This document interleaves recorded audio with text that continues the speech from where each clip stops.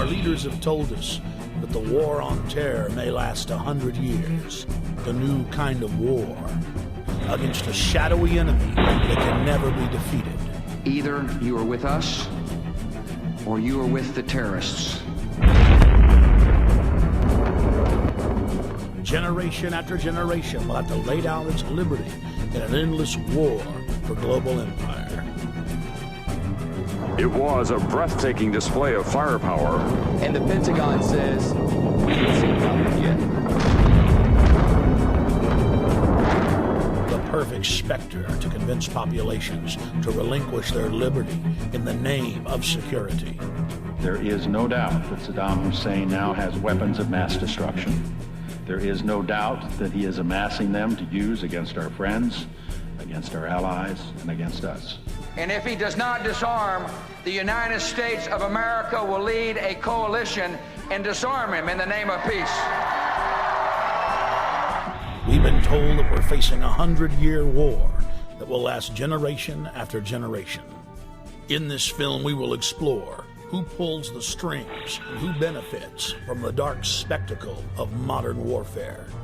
We will answer the question, do the people know how they are controlled? Do they understand the systems of power that surround them? The modern propaganda machines of public relations that wash their brains and fill their minds full of ball games and mindless fluff.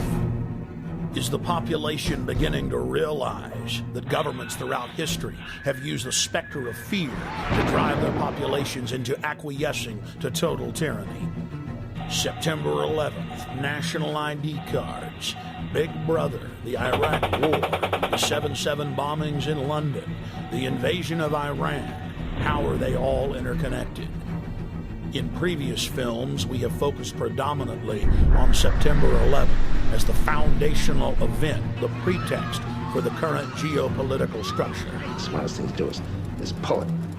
And they made that decision to pull. And then we watched the building collapse. National polls show that most Americans and Westerners believe the official story of 9/11 to be a fraud.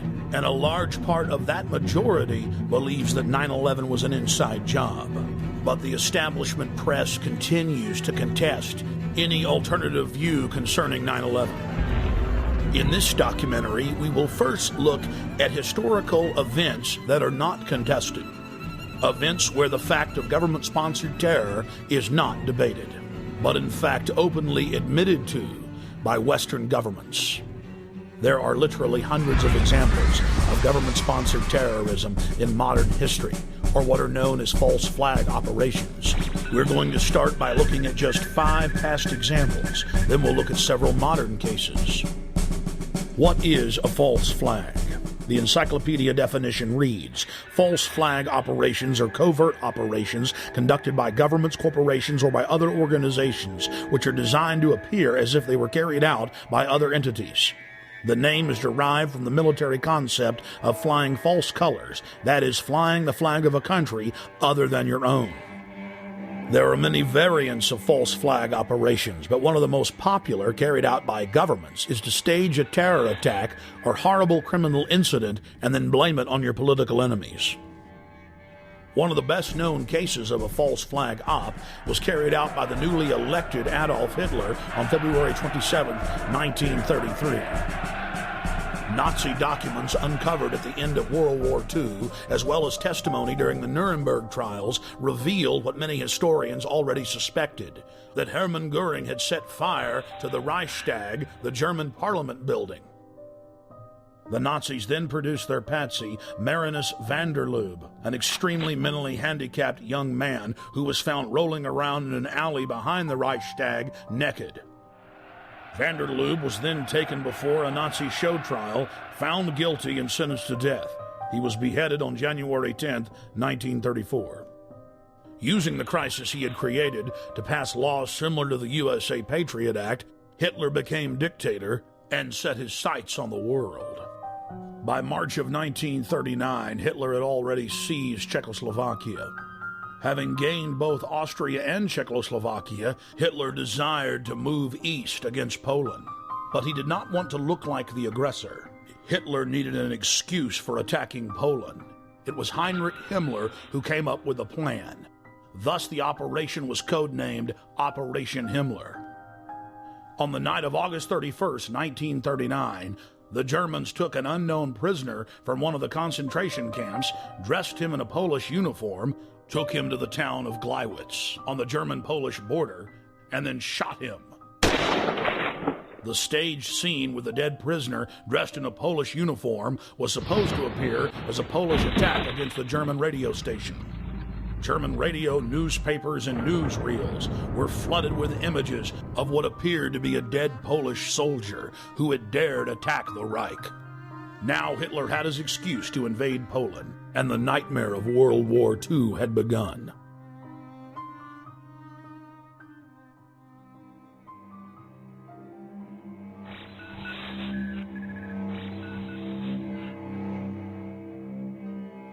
In 1953, the Central Intelligence Agency, working in tandem with MI6, overthrew the democratically elected leader of Iran, Dr. Mohammad Mossadegh. Mossadegh had been educated in the West, was pro-America, and had driven communist forces out of the north of his country shortly after being elected in 1951. Mossadegh then nationalized the oil fields and denied British Petroleum a monopoly. The CIA's own history department at CIA.gov details how U.S. and British intelligence agents carried out terror attacks and then subsequently blamed them on Mossadegh. In the late 1990s, large sections of Operation Ajax were declassified. The field commander of Operation Ajax was none other than the grandson of President Theodore Roosevelt, Kermit Roosevelt. Before his death in 2000, Roosevelt went public to the media, bragging about his patriotism in carrying out terror attacks in Iran and blaming it on the government. The provocations included propaganda, demonstrations, bribery, agents of influence, and false flag operations. They bombed the home of a prominent religious leader and blamed it on Mossadegh. They attacked mosques, machine gun crowds, and then handed out thousands of handbills claiming that Mossadegh had done it. The handbills read, "Up with Mossadegh, up with communism, down with Allah." Dr. Mohammad Mossadegh was incarcerated for the duration of his life. He fared better than many of his ministers who were executed just days after the successful coup for crimes that MI6 and CIA had committed. The CIA then formed the dreaded Iranian Secret Police, or SAVAK, and a 25-year reign of terror and torture then commenced. The operation was seen by Western intelligence agencies as a huge success. The CIA then successfully used the exact same technique in scores of countries to overthrow elected governments and dictators alike.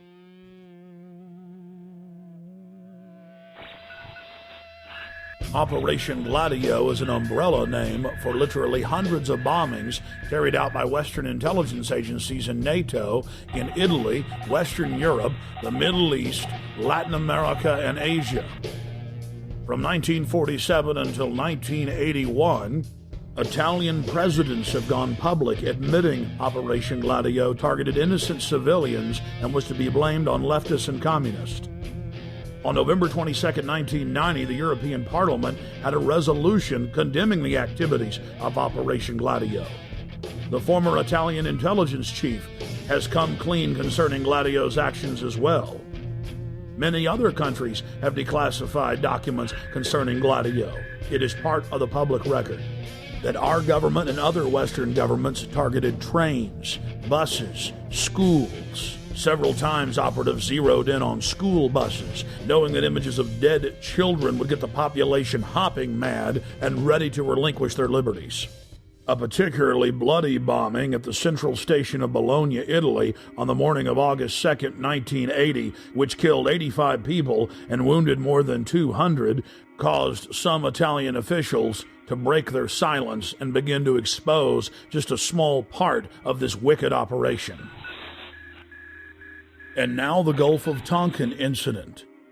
In the summer of 1964, President Lyndon Baines Johnson needed a pretext to commit the American people to the already expanding covert war in Southeast Asia.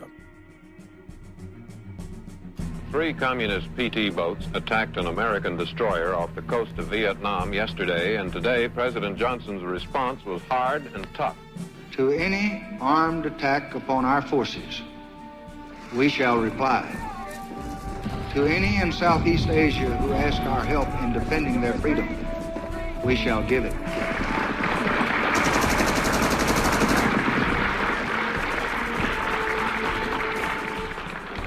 In November of 2001, the LBJ Presidential Library and Museum released tapes of phone conversations with the President and then Defense Secretary Robert McNamara, where they openly discussed plans to use the staged Gulf of Tonkin incident as a pretext to expand the war. Then, in late 2005, the National Security Agency declassified its own official history of the Gulf of Tonkin and admitted that intelligence agency officers had deliberately skewed the intelligence and claimed that Vietnamese patrol boats had attacked U.S. destroyers on August 4, 1964, when in reality they had done nothing, even while being fired on by U.S. forces. Congress then authorized the Gulf of Tonkin Resolution. The Tonkin Lie paved the way for 58,000 American deaths and over 1.5 million dead Vietnamese. On October 6, 1976, 2 time bombs made of C-4 planted on a Douglas DC-8 aircraft exploded, killing all 73 people on board in the most deadly act of airline terrorism in the Western Hemisphere until September 11, 2001. The plane was carrying Olympic athletes from 3 countries, including gold medal winners from Cuba. Declassified FBI and CIA documents show that the convicted bombers of the flight had been given U.S. visas just days before the attack and that they were in the employ of the U.S. government. This had been reported on in respected publications for years, but has now been confirmed by multiple declassifications. Cuban plane bomber was CIA agent. Declassified U.S. government documents show that a man suspected of involvement in the bombing of a Cuban passenger plane worked for the CIA. Luis Posada Carrillas.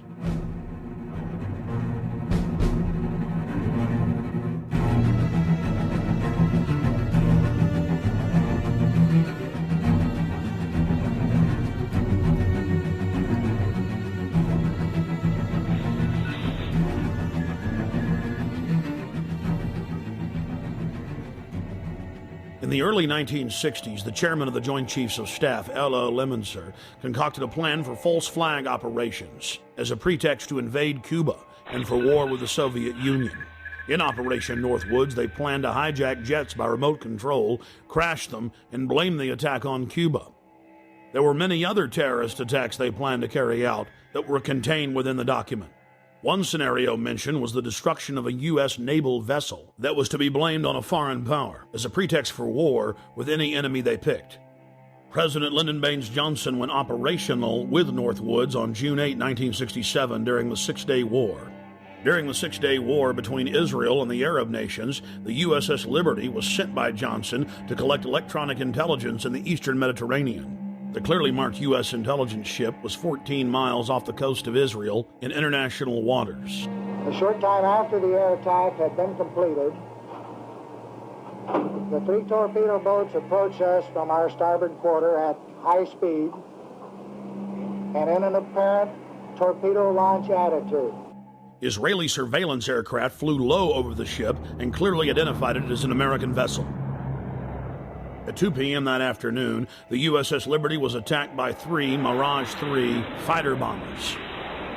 From the onset of the attack, the fighter bombers were jamming U.S. signals. Not only were they jamming U.S. signals specifically, they were also unmarked, the only unmarked aircraft in Israel's arsenal. The fighter bombers strafed the ships with their cannons, dropped conventional munitions and napalm on the ship, repeatedly from stem to stern. After the Mirages had done their work, the ship was hit by medium bomber Dassault missiles carrying napalm and other munitions like white phosphorus. The USS Liberty was then attacked by 3 Israeli torpedo boats bearing Israeli flags. The torpedo gunboats opened fire with high-caliber machine guns and launched torpedoes. A single torpedo struck the ship, blowing a hole in both sides, entering the ship and leaving a 30-foot exit hole when it exploded. Then the torpedo boats began strafing life rafts in the water, an international war crime. While all of this was happening, the oversized American flag flew clearly above the ship. The attack on the Liberty went on for hour after hour after hour. During the entire attack, the USS Liberty continually called the Sixth Fleet that was nearby, begging for air support or rescue. 2 aircraft carriers in the Med responded by launching fighter aircraft. Unbelievably, they were recalled by the White House. Rear Admiral Geist, then commanding the carriers in the Sixth Fleet, called Washington personally to confirm the recall order. Secretary of Defense McNamara came on the line, and then President Johnson himself told Geist, "I want that goddamn ship going to the bottom. No help. Recall the wings." Imagine being Admiral Geist begging the president to allow you to defend an American ship that's under attack and being told by him that he wants the ship going to the bottom. Despite the fact that the U.S. carriers withdrew their help, a Russian spy ship appeared and witnessed part of the attack. After 3 hours into the attack, the Israelis withdrew because there were witnesses, allowing the damaged USS Liberty to limp to safety. 40 years after the attack on the USS Liberty, we know exactly what happened. I've interviewed former chairman of the Joint Chiefs of Staff, Admiral Thomas Moorer. I've interviewed the admirals that were on the line who heard what President Johnson said. I've even talked to the head JAG officer of the Navy who was ordered to falsify the reports and cover up what had really happened. One of the Israeli pilots has gone public as well, saying that 3 times he refused over his radio to headquarters to attack the ship, saying clearly that it was an American ship in international waters and an ally. He was ordered under threat of court-martial to engage the ship. In a nutshell, this is what happened. President Johnson had personal control over the ship, parked it in the Mediterranean, made a backroom deal with Israel to attack it with an order to kill all aboard. Then the attack on the ship was to be blamed on Egypt. The U.S. would enter the war and take over the entire Middle East. In the aftermath of the attack on the most highly decorated ship in U.S. history, the captain and his entire crew were told they would spend life in prison or be killed if they told anyone what happened. Captain William L. McGonigal was given the Congressional Medal of Honor in secret and told not to tell anyone that he had won the award.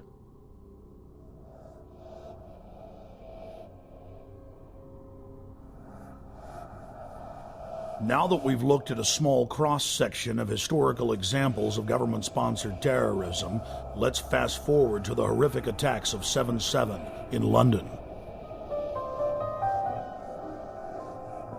Tony Blair, leader of the pro-war Labour Party, had lost a huge number of seats in the Parliament and was fighting to keep his position as Prime Minister. And then right on time, the bombings of 7/7 and 7/21 occurred. Within days of the London bombings, evidence began to emerge indicating Western intelligence agency involvement. I traveled to London from Austin, Texas, to personally investigate.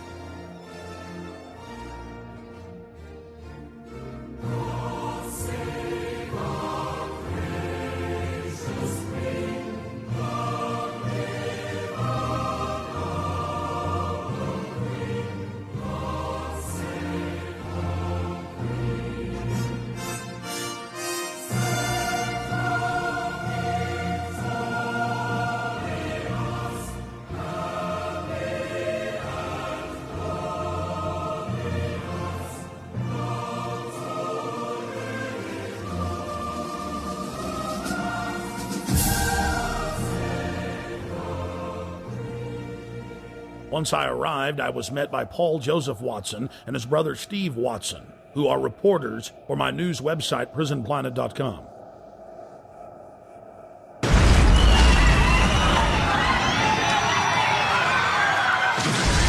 To understand the London bombings and who perpetrated them, you first need to look at 3/11/2004, the bombings in Madrid, Spain.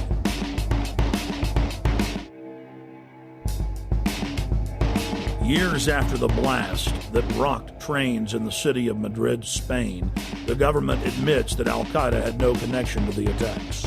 Every one of the supposed bombers had intimate links to the Spanish security services, including the head of their bomb squad. The alleged leader of the bombers, who reportedly gave dynamite to the terrorists, was connected to the Madrid bomb squad. And we see the exact same earmarks, the same M.O. in the London bombings that we witnessed in Madrid. On the morning of July 7th, 2005, 3 trains and a city bus were ripped to pieces when 4 military-grade explosive devices detonated. At 8:50 a.m., 3 explosive devices simultaneously detonated on 3 separate trains.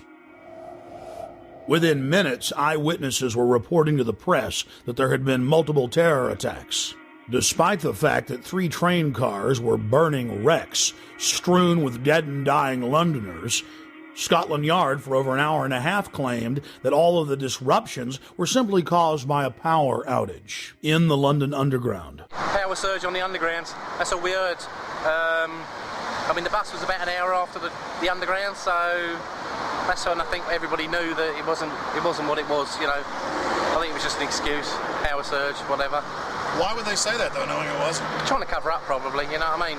So there wasn't no panic and everybody sort of like just get on with everything, you know, so... Then, mysteriously, 50 minutes into the attack, the London Police Department orders the number 30 Hackney to Marble Arch bus to leave its normal route and to park at the corner of Woburn Square and Tavistock Place. At 9:47, a 4th bomb detonates, killing 13 civilians and injuring many others. Note, out of several hundred buses in service that morning, it's the only bus that the police take special control of and direct to Tavistock Square. I've been walking up and down this road, looking at the bus stops for a number 30. The bus stops have all the numbers of the buses on them individually. There's no number 30 on any of the bus stops. That's because the number 30 bus was specifically rerouted here on that day. To simplify it, there's no bus stop here. There's no number 30 bus stop here, no. Well, that was in the news, that it was specifically diverted here. They admitted that the number 30 bus was the only bus that was directed to a different area of the city. For what reason? Nobody knows, but they admit that.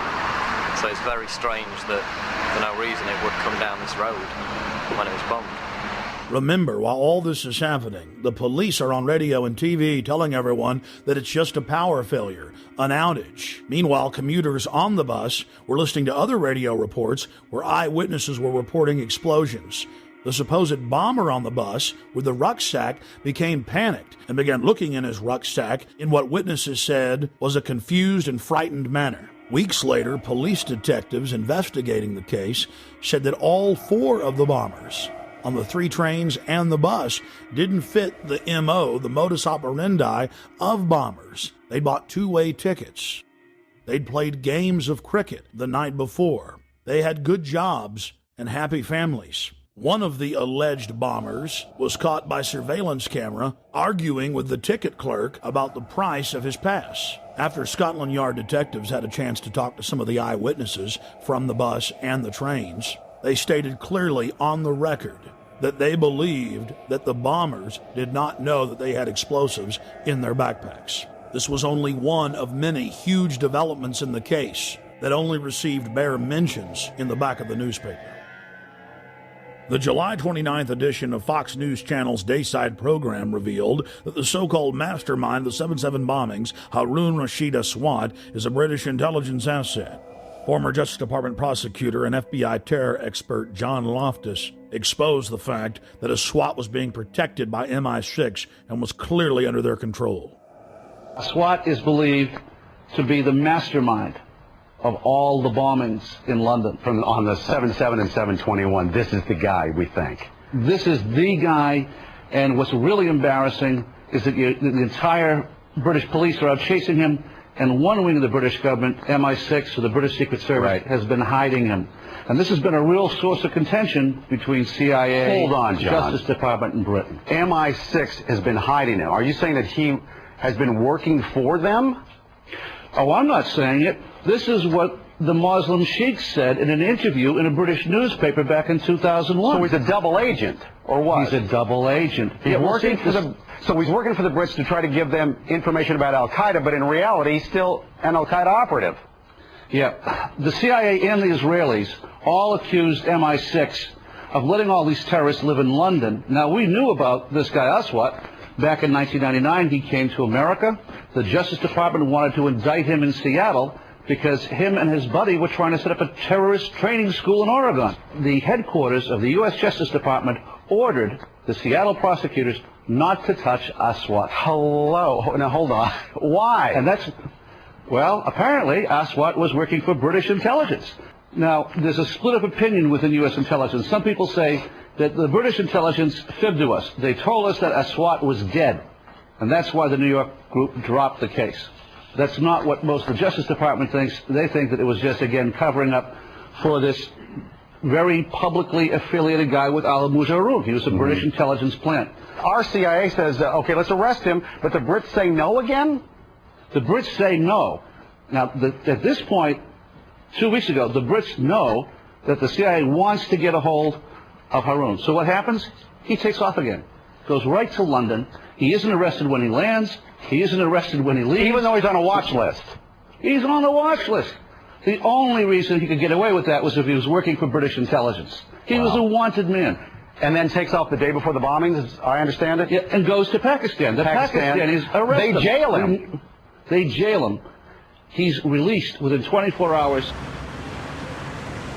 In London, we spoke with David Shaler, a former MI5 agent who was convicted of breaking the Official Secrets Act and imprisoned for 6 months. With regard to 7/7, there has been a witness report now included in a local British newspaper called the Cambridge Evening News, in which somebody who was on one of the tube trains says that he didn't see a man with a rucksack. In fact, after the explosion, what he saw was metal pointing upward from the bottom of the carriage. That would indicate, of course, that the bomb was not carried onto the tube train, but was in fact attached underneath it. Now again, nobody in the British national press is following that up. Now I hope investigators and the police are. A current member of British Parliament and a former cabinet minister in Prime Minister Tony Blair's government, Michael Meacher was sacked in 2003 for raising important questions on the eve of the Iraq War. Atrocity of London bombings where 56 people were killed. That was on the 7th of July, 7/7 we call it. It's a very convenient way of ensuring there is fear, of ensuring that there is control, and of ensuring that those who are in the know, and of course we cannot tell you because it is all secret, are in a position of extreme power. As part of our inquiry into the London bombing, we wanted to investigate the suspicious death of Jean-Charles de Mendes. Within days of his brutal murder at the Stockwell tube station in the London Underground, evidence of a cover-up began to emerge. We were at the station just a week after he was killed, and many of the facts we've covered were already public knowledge. But still, some of the locals made excuses for the police. What did you witness with the unfortunate Brazilian man that died? All we saw was the police running into the station with guns. That's all we saw. We didn't see anything else at all. And then after that, a couple of seconds after that, we were vacated down South Lambeth Road. That was all we saw. We didn't see anything else. I mean, are you sad for him and his family that he's dead? Oh, yeah, but at the end of the day, he should have stopped and surrendered, shouldn't he? If it had happened in his own country, he would have been shot down as well. So, with all that's gone on, the police were only doing what they thought was best, as far as I'm concerned. Why do you think he ran? Well, because his visa had run out, obviously, but he's not going to have armed police running after him just because his visa's run out, has he? So the police were protecting, you know, the people travelling on the tube, so I don't see any wrong in what the police have done at all. No, I understand your view on that. Why do you think they shot him 8 times in the head? Oh, I don't know. It's a lot of times to shoot him.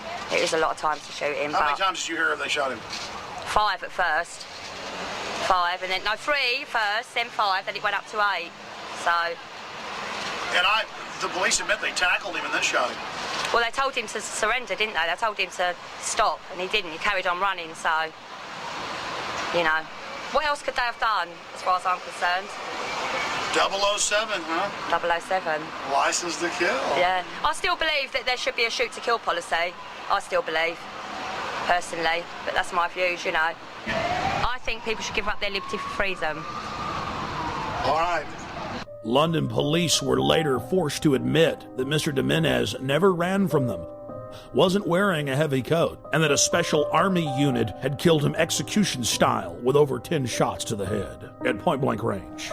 The British government was so desperate to keep the details of the shooting secret that they went so far as to arrest an ITN television journalist who had simply gotten a copy of what would normally be a public police report.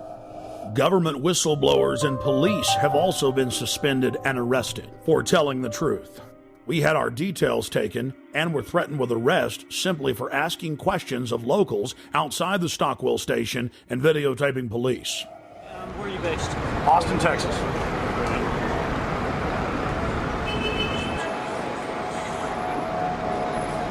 Alex, I'll take your date for 2/11/74. Would you just rather see my driver's license? No, that's okay. Well, here, just let me do it. Take it down. That's all I need, mate. Well, I mean... And you're just, you're filming for a program back in the States or something? Exactly. In fact, I think it'll probably be broken into... Think about it.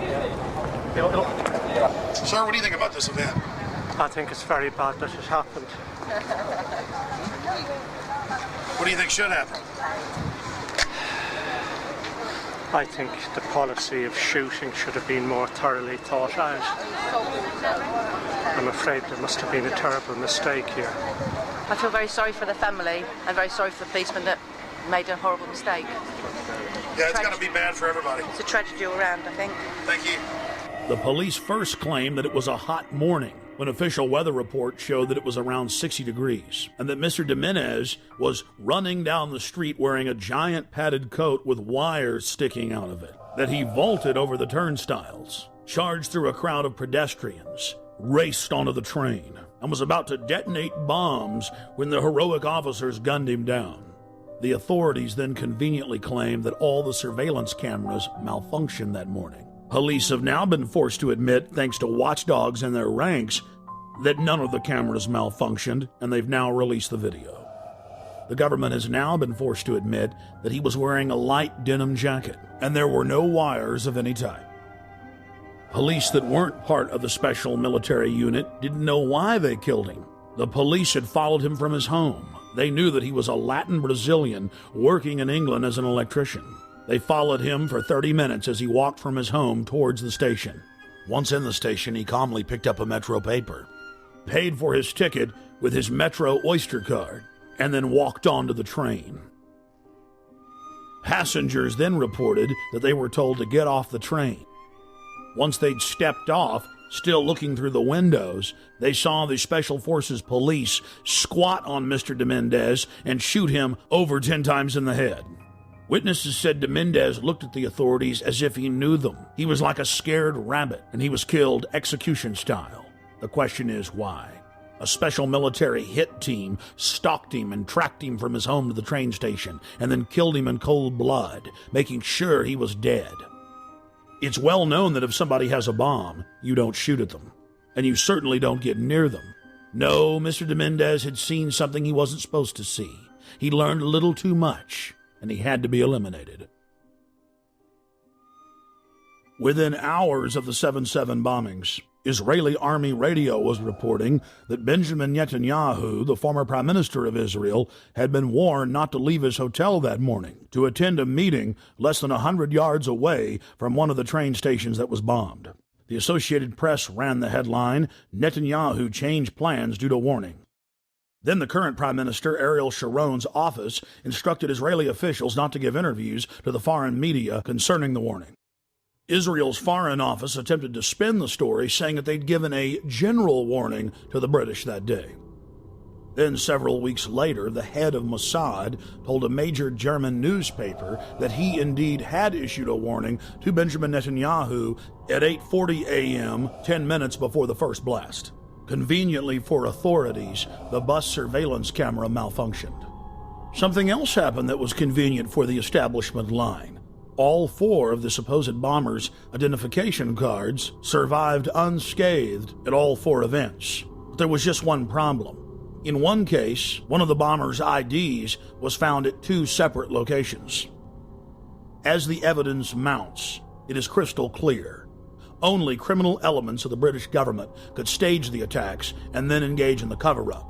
The reason the Netanyahu story is important is it clearly shows that other intelligence agencies were aware of what was going on in London that day and took necessary precautions to protect their Minister of Finance. In 1994, the Israeli embassy in London was bombed.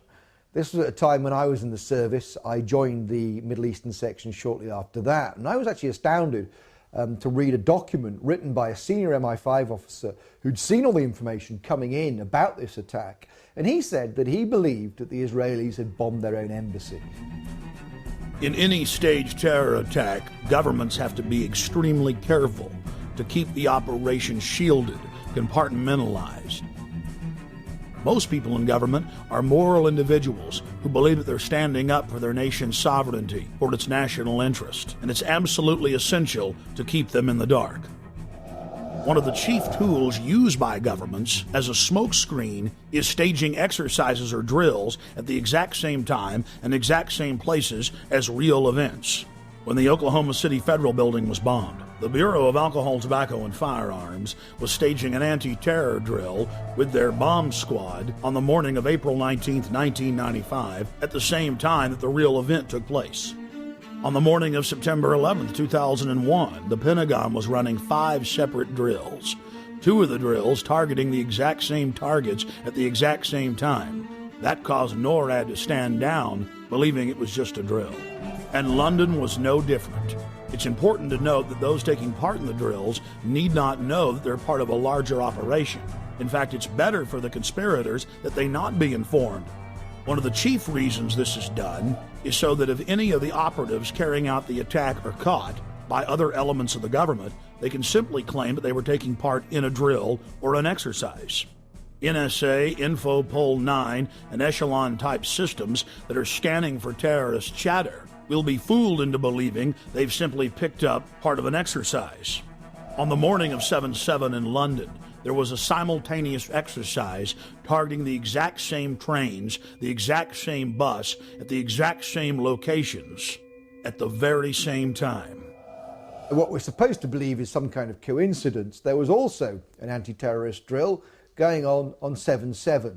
And again, just like 9/11, they were talking about attacks on the same targets, the same kind of tube stations, and exactly the same time as the actual attack happened. We learned of the drills of 7/7 on 7/7 from Peter Power, the head of Visor Consultants, a crisis management firm based in London.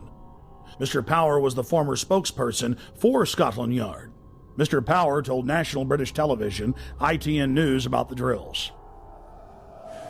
Today we were running an exercise for a company, bearing in mind I'm now in the private sector, and we sat everybody down in the city, 1,000 people involved in the whole organisation, but the crisis team, and the most peculiar thing was we based our scenario on the simultaneous attacks on the Underground and mainline station. So we had to suddenly switch an exercise from fictional to real. And one of the first things is, get that bureau number. When you have a list of people missing, tell them. And it took a long time.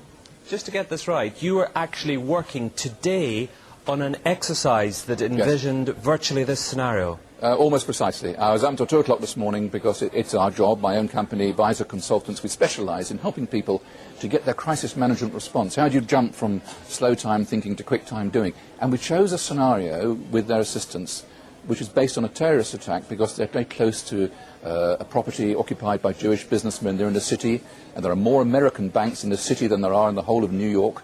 A logical thing to do. And I've still got the... I was going to say, how extraordinary today must feel for you as it unfolds. He repeated himself to BBC Radio 5. The thing that concerns me is that what are we doing for the thousands of men and women actually who are in London working? And I say that because at 9:30 this morning we were actually running an exercise for over a company of 1,000 people in London based on simultaneous bombs going off precisely at the railway stations that happened this morning.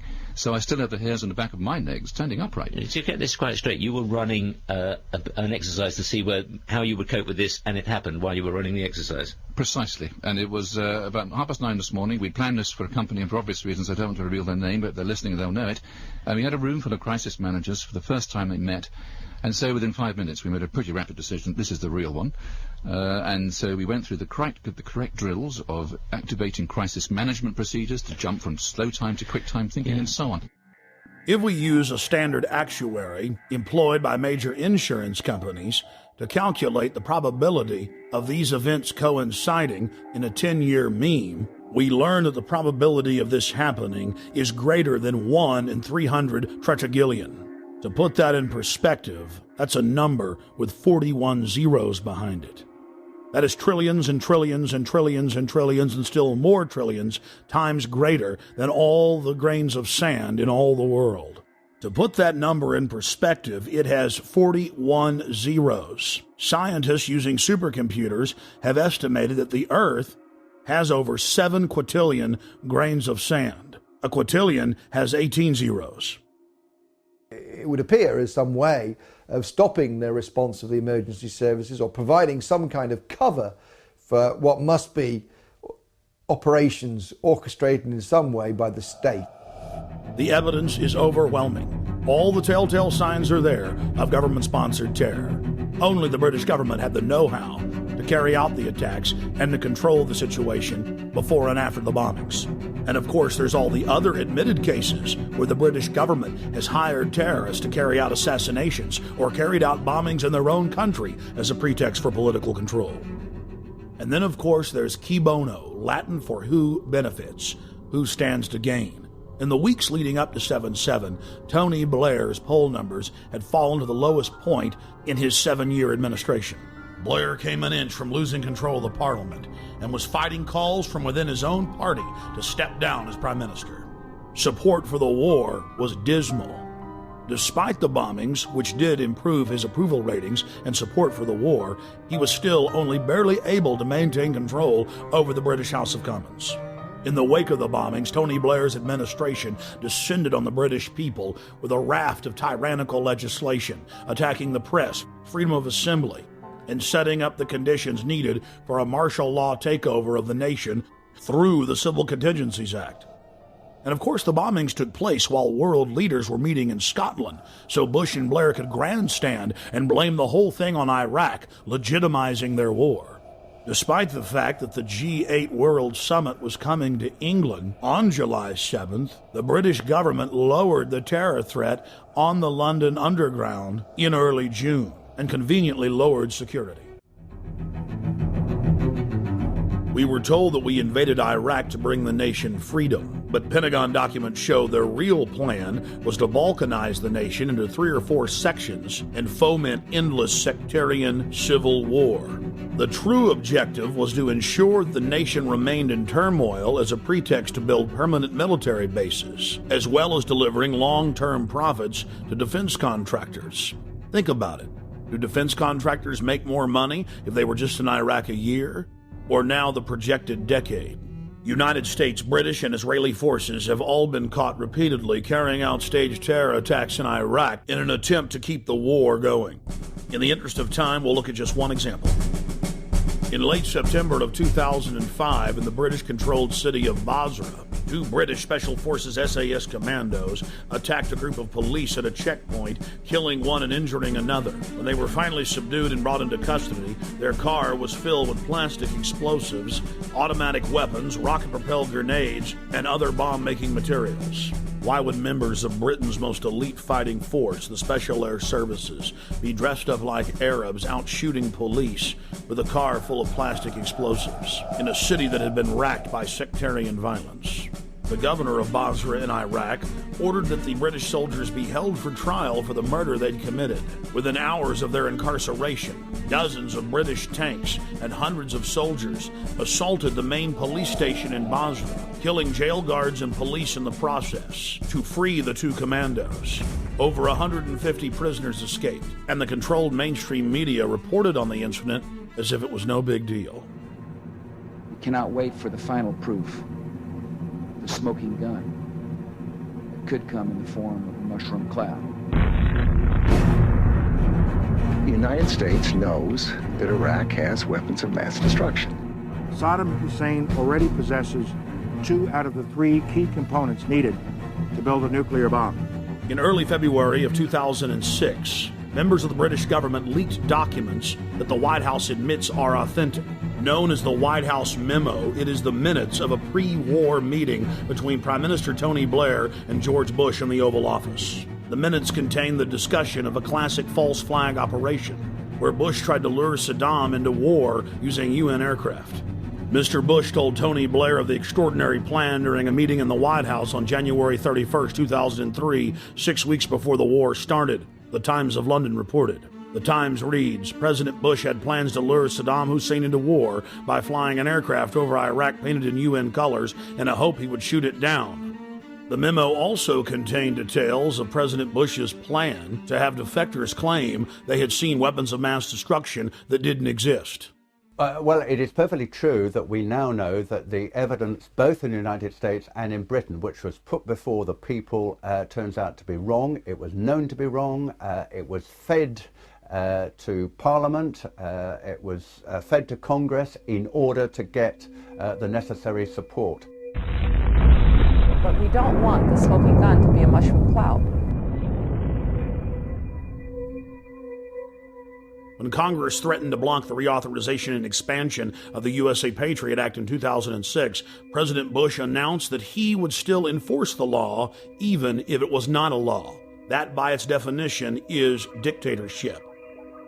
When President Bush was caught secretly paying off reporters and newspapers and television stations across the country to the tune of $1.6 billion in 2 years, the Governmental Accounting Office declared it illegal. Every single action by itself was a felony, and there were tens of thousands of instances. President Bush simply said that he was above the law, and it didn't matter if Congress said it was illegal, he was going to continue the practice. When a leader declares themselves above the law, you are living in an official dictatorship. We have found out from our time in the services that there are certain people in the press who work as agents of influence of the intelligence services. In Britain, it's very easy to reward people with privileges, with contracts, with honours, with appointments to the House of Lords, with knighthoods and so on. So no money has to change hands, but those people know very clearly that they have a job to put out propaganda on behalf of the services. Now, I have no problem, of course, with the services arguing their case in the media, but if they're going to do that, like anybody else, they should declare where they come from and why they're stating that point of view. Fortunately, as a result of our book, Spies, Lies and Whistleblowers, one of the prominent agents of influence, in fact 2 prominent agents of influence, Dominic Lawson and Con Coughlin, who both work for the Sunday Telegraph, have had to resign. Because, of course, once you're exposed as an agent of influence, you can no longer do that job because people just simply say, well, he's saying that because he's working to an MI6 brief.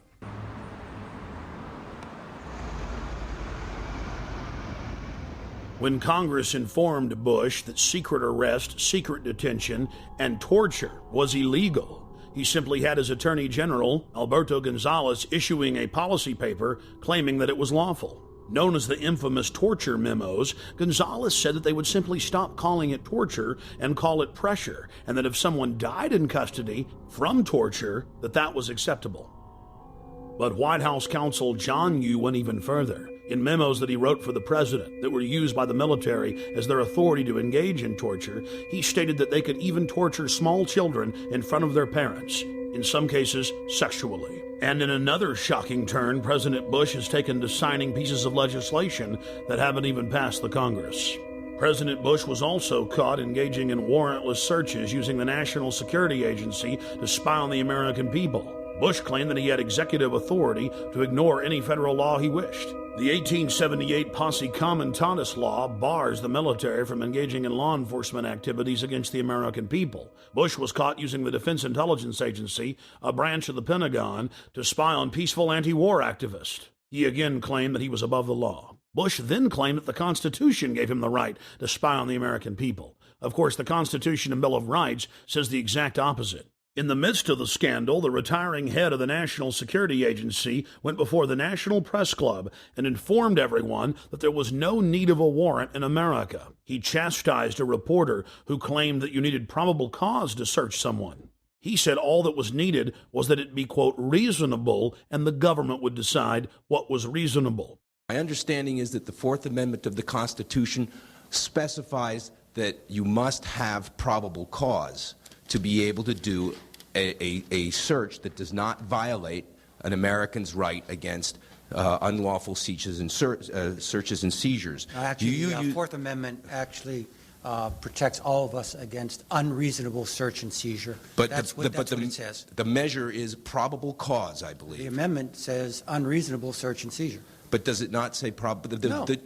The court standard, the legal standard, search and seizure. the legal standard is probable cause. General, you used the terms just a few minutes ago. We reasonably believe, and a FISA court, my understanding is, would not give you a warrant if you went before them and say, we reasonably believe. You have to go to the FISA court, or the Attorney General has to go to the FISA court and say, we have probable cause. And so what many people believe, and I'd like you to respond to this, is that what you've actually done is crafted a detour around the FISA court by creating a new standard of reasonably believe in place of probable cause, because the FISA court will not give you a warrant based on reasonable belief. You have to show a probable cause. Could you respond to that, please? Sure.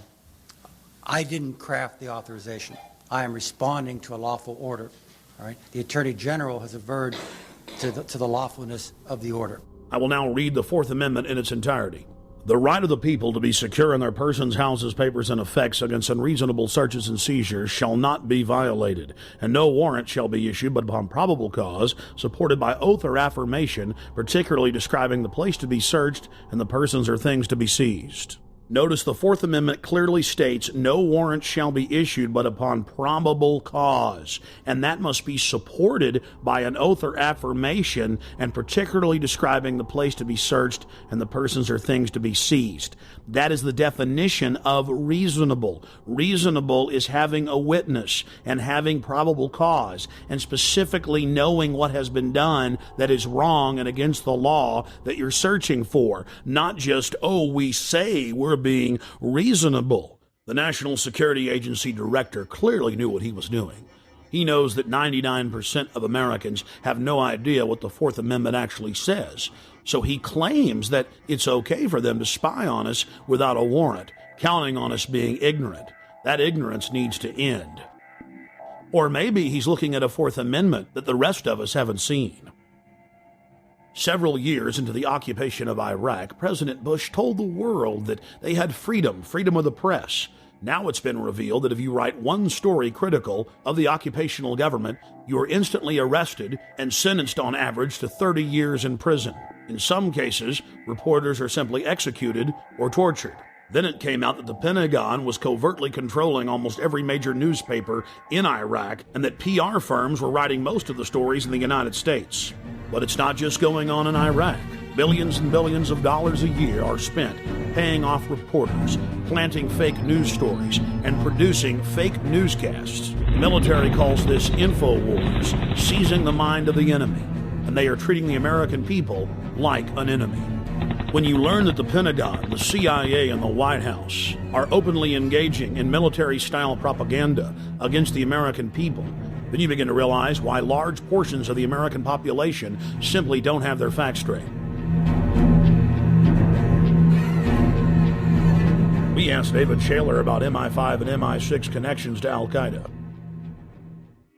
I learned of an operation in which MI6, the British External Intelligence Service, had funded Al-Qaeda to carry out an operation to try and assassinate Colonel Gaddafi of Libya. And once I'd become briefed on a plot in which MI6 was funding our terrorist enemies without government permission, I no longer wanted to be part of that setup. We also spoke with former MI5 agent Annie Machon, herself a whistleblower, exposing MI5 and MI6 wrongdoing.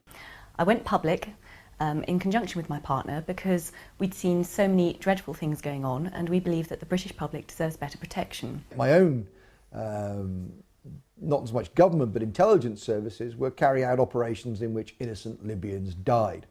David was briefed officially by MI6 officers on their attempt to assassinate Colonel Gaddafi by funding Al-Qaeda in Libya. So I felt the need to say something about that. It took a long time to have the courage to be able to do that with the newspapers in this country, but eventually I decided that was the only way forward. We had to leave our friends and family, we had to leave our jobs, our home, everything in London with 3 days' notice because the newspapers suddenly decided to kick into action. I lived in exile for 3 years. In fact, when I actually tried to use a legal route to alert the British government about MI6 funding Al-Qaeda, I was the one thrown in prison. We then tried to negotiate with the government. We tried to say, please take our evidence about the crimes we've seen. The government refused then, and to this day, 8 years on, they are still refusing to take David's evidence and my evidence about crimes committed by our intelligence agencies. We have sources have told the press, sources in America from the State Department and the CIA have confirmed that payments were made to a group in Libya that was associated with Osama bin Laden. A document actually appeared on the internet which predates the attack and describes exactly the modus operandi, the way of carrying out the attack, the timing of the attack, the people involved, the Islamic extremists and so on, that I described when I went on the record. As a result of the attacks on 7/7, the British people seem much more complacent and will allow the state to infringe their liberties in a way that they wouldn't allow them to do otherwise. While in London, I learned that Parliament had just passed a law that would ban any type of free speech within several miles around the British Parliament building. Blair's approval ratings go up when there is an event. Bush's approval ratings go up when there is an event. What, quote, Muslim extremists in their right mind would carry out an operation that would empower the New World Order global empire whose epicenter is London and New York and D.C.? Why would anybody put up with this? My friends, never give up your liberty. Stand up against tyranny. Learn the truth and find out who has the motive. Find out who has the motive to scare you into submission, to intimidate you, to bully you, into accepting their wars of global war and empire and genocide. At a time like this, I think people are prepared to give up a little bit of their liberty, aren't they? Just a bit. I mean, yeah, it's okay. I mean, if you've got nothing to hide, it's not really a problem, is it? I think we should be just a bit firmer on what we've allowed here. I think we've been too democratic and we've been too soft.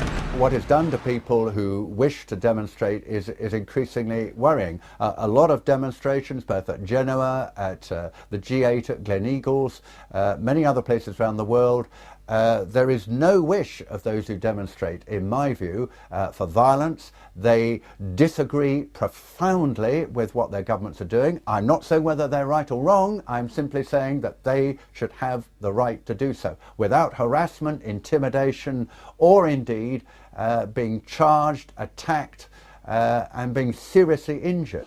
Because the only ones who are going to be allowed to have the big loudspeakers out in the public areas, just like in China, are going to be the state. I must say one of the things that does concern me is Brian Hoare, who camped outside Parliament in the square, which actually faces the parliamentary buildings, faces the large iron gates where ministers come in and MPs go in and out.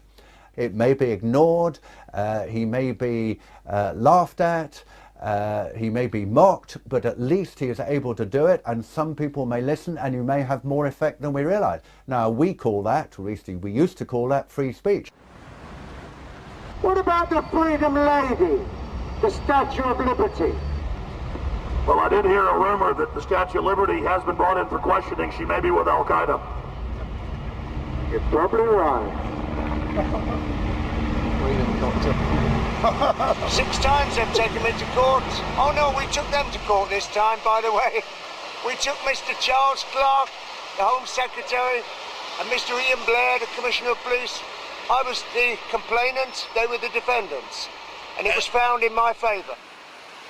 it is very much a concern that we've actually got an Act of Parliament which in one of its sections is clearly designed to prevent him or people like him putting across a message which they feel passionately about and which could be heard within the confines of Parliament. I find that very worrying. I bullhorned Parliament 3 days before the law went into effect.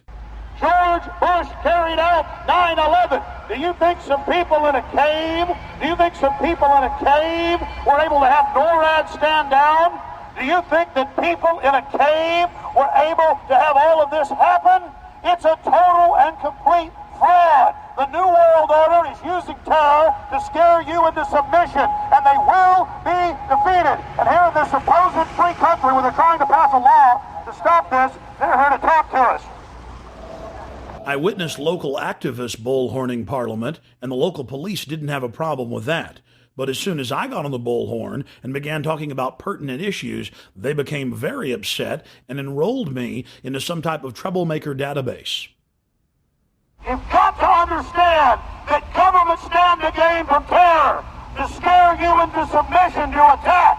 Dick Cheney, in September of 2000, openly wrote a document called Rebuilding America's Defenses, and he said we need a Pearl Harbor event.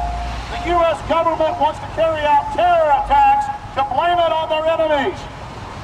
9/11 was a self-inflicted wound. 9/11 was an inside job. It was orchestrated. It was engineered by the globalists.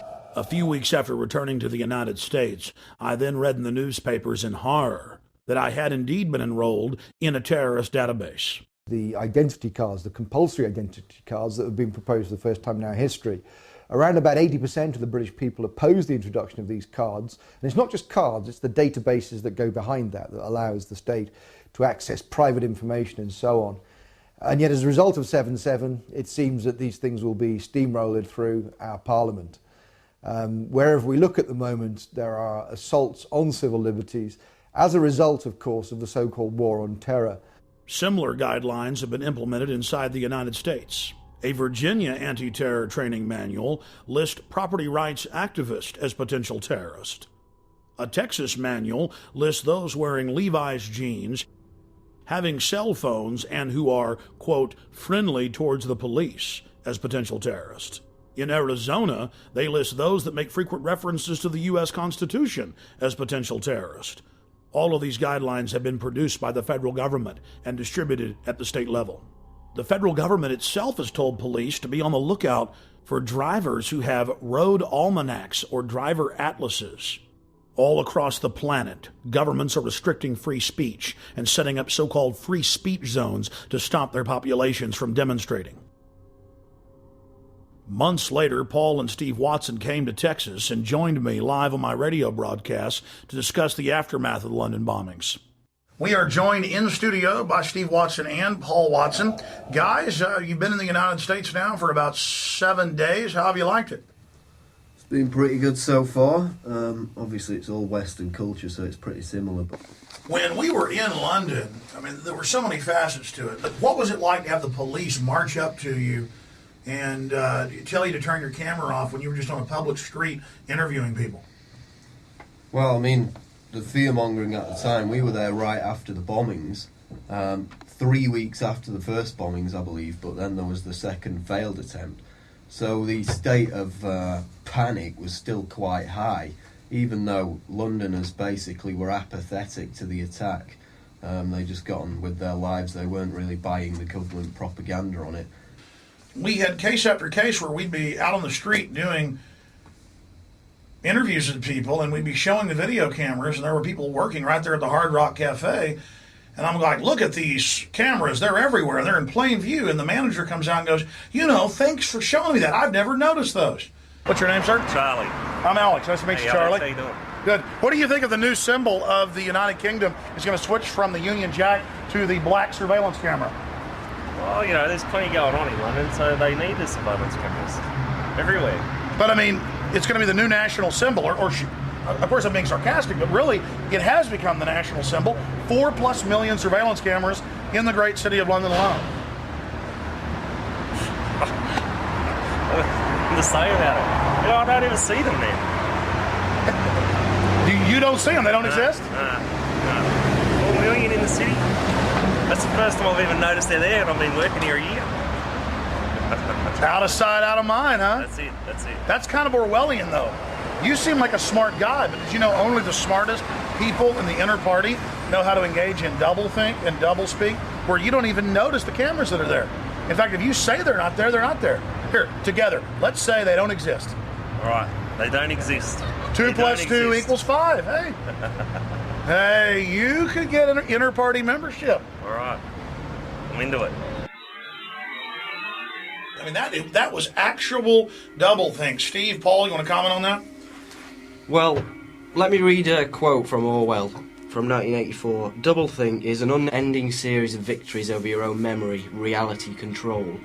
To know and not to know, to be conscious of complete truthfulness while telling carefully constructed lies, to hold simultaneously two opinions which cancelled out knowing them to be completely contradictory and believing in both of them, to use logic against logic to repudiate morality while laying claim to it.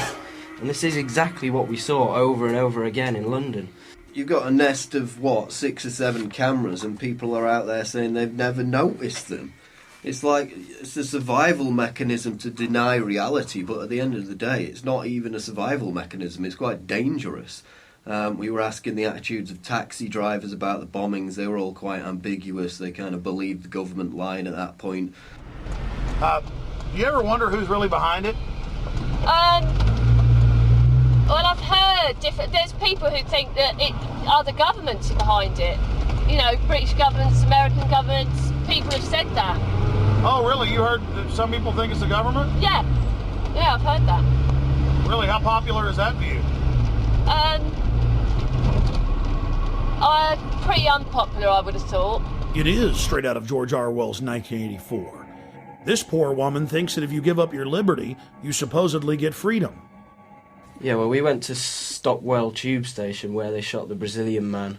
We basically noticed this woman who was working on the fruit stall. She'd been interviewed on the BBC. I'd seen her on there, so we went over to interview her. We were talking to her, and Alex asked her if she would sacrifice liberty for security. And she came back with, yes, I'll sacrifice liberty for freedom. I think people should give up their liberty for freedom. Liberty and freedom are the same thing. We then asked her again to clarify, just in case she made a mistake, and she said the same thing again. She was willing to give up liberty for freedom, which is really, it's direct doublethink, because the two things mean the same thing. We found the same mindset in Crawford, Texas, outside Bush's ranch, that we witnessed in England. Populations who are willfully ignorant, who revel in being lied to. Well, we're on our way out to Crawford, where President Bush is vacationing for 5 weeks. He spent about a fourth of his time in the administration out here at his Hollywood set. Though he admittedly is afraid of horses and cows and many other forms of wildlife, and of course he was born in Kennebunkport, Maine, and spent most of his life there, he likes to put on a cowboy hat and a big belt buckle and strut around. He meets with all these different world leaders and decides to, basically how to carve up the world. He meets with the Saudi leaders and holds hands with them. He meets with Ariel Sharon. He meets with leaders from all over the world, but he certainly doesn't meet with the mothers of dead soldiers.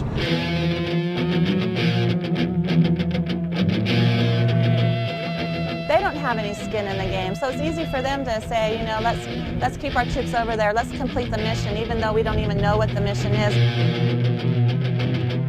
That's really a theme, that we got to get them before they get us. Do you think Iraq attacked us on 9/11? Maybe not Iraq itself, but the belief in the cause that those people have did. Yeah, absolutely. The 15 of the 19 hijackers came from Saudi Arabia. Bush is out at his ranch holding hands with the royal princes, but then we've got to go into Iraq. No, I mean, seriously, sir, it's a serious issue. I know where you're going. Where do you think we're coming from, though, sir? I mean, tell me. A lot of you are trying to connect this, we're in bed with Saudi Arabia BS, and this is all a big farce to get Saudi oil and all that. That's not what it's about. So our government isn't in bed with Saudi, okay. While in Crawford, we ran into Ray McGovern and spoke with him about Iraq. Ray McGovern is a retired, senior-level CIA analyst whose career spanned the administrations of John F. Kennedy to George H.W. Bush. His duties included chairing national intelligence estimates and preparing the president's daily brief. I believe that they are still interested in permanent military bases there. I believe they are still interested in controlling the oil from that part of the world. And so it will be stay the course. It will be 6, 7, 8 U.S. troops killed every day or every week. And what's below the surface here was revealed to me by a very well-heeled gentleman who came up to me after a speech I made outside of Milwaukee in a very affluent suburb. He said, "Mr. McGovern, get real. I mean, what's your problem?" He said, you don't have any problem with, you don't deny that we need the oil, do you? And I said, no. He said, well, 6, 7, 8, 10 Marines a week for the oil. You have to admit that's a very, very cheap price for the oil. I said to him, how do I handle this? I said, well, the utilitarian argument is probably the best. I object to it, said I, because we can't do it. There are 1.3 billion Muslims in this world. They're not going to let us do it. It's already widening. The borders are porous. We can't do it. Well, that didn't convince him. He said, well, I think we can do it. I said, oh, well, suppose your son was one of those 6 killed in Iraq last week. And you know what? He looked at me like it had never occurred to him. And it wouldn't have occurred to him because it wouldn't be his son, It would be the sons from the farms. It would be the sons from the cities. And so he said, well, I don't buy that either. So I thought, well, maybe I'll try a moral argument on it. I said, well, are you one of those that likes to have the 10 Commandments brought into the schoolhouses and the courtrooms of this? He said, oh, that's a great idea. I said, well, if memory serves, there's one that says, thou shalt not covet thy neighbor's oil. I mean goods. Don't bear false witness. There's one, don't fear everyone. There's one that says you shouldn't steal. Right. And there's also one against killing, if I remember correctly. So maybe you want to subtract 4 and bring in the 6 commandments into the schoolhouses and the courtrooms of this world. Get real, I said. This is a moral issue. We shouldn't be going around killing unarmed civilians and causing more violence where violence is endemic. And what did he say, sir? He turned on his heel, marched out to his SUV, prayed for cheap gasoline, and drove home. I want the oil. Let's educate them, bring them into democracy, and take their oil. Apparently somebody took too much yellow acid and got the story wrong.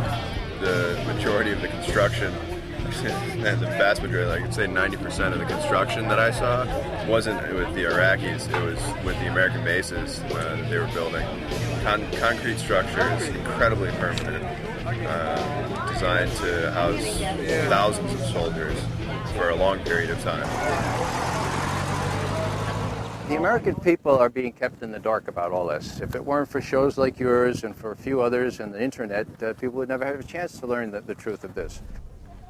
What Cindy Sheehan has done is brought a human dimension to this. They said, look, people are getting killed, including my son. A lot of Iraqis are getting killed. Why don't we face up to whether this war makes any sense at all? Do we really want to have our young people sacrificed for what? We don't know. We don't know what's going on. To tell you the truth, my kids don't know the things that are involved in the decisions I make at my house. And that doesn't mean that they need to be involved in the decisions, because I know better than they know. It's because I'm more informed, and I'll give him that same benefit. We did elect him. Where have we lost our freedom? All across the... Where? They're using Homeland Security against topless bars. They're using Homeland Security against toy store owners. They're using Homeland Security against pot dealers, and that's wrong. They're using Homeland Security, quote, against gang members. It's admitted. Are you familiar that the Gulf of Tonkin never happened? LBJ tapes have not been released. We went to war. Well, I just got to point out to Wolfowitz and Pearl and Feith and Abrams and Wormsers, people like that, who this has been their plan, and it's about, it's about imperialism. It's about abusing a nation's natural resources. It's about greed and power, and it's nothing about keeping America safe or freedom and democracy for the Iraqi people. I believe that America, right from the start of the Bush administration, has been focused on the use of American military power in order to extend control by America of strategic areas in the world. Now we have the Downing Street minutes, which show that as early as July 23, 2002, the head of British intelligence, just back from Washington, said to his prime minister, "It's a done deal. The decision for war is inevitable. The war will be, quote, justified by the conjunction of terrorism and weapons of mass destruction, and intelligence and facts would be fixed around the policy of war." There's the proof that the intelligence, all this justification in quotes for the war, was a fraud from day one. The Project for a New American Century, the think tank, with the report called Strengthening America's Defenses. This is frankly a demand for full spectrum dominance by the United States. I think the most chilling aspect of the Project for a New American Century document is this kind of transformation of our foreign policy, this kind of strengthening of America's defenses is a revolutionary change, and is not going to come. It's not going to happen at all quickly, absent a new catalyst of massive proportions. For example, a new Pearl Harbor.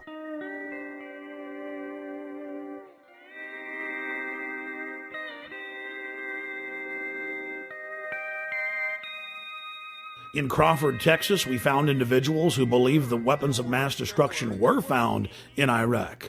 No weapons of mass destruction were found.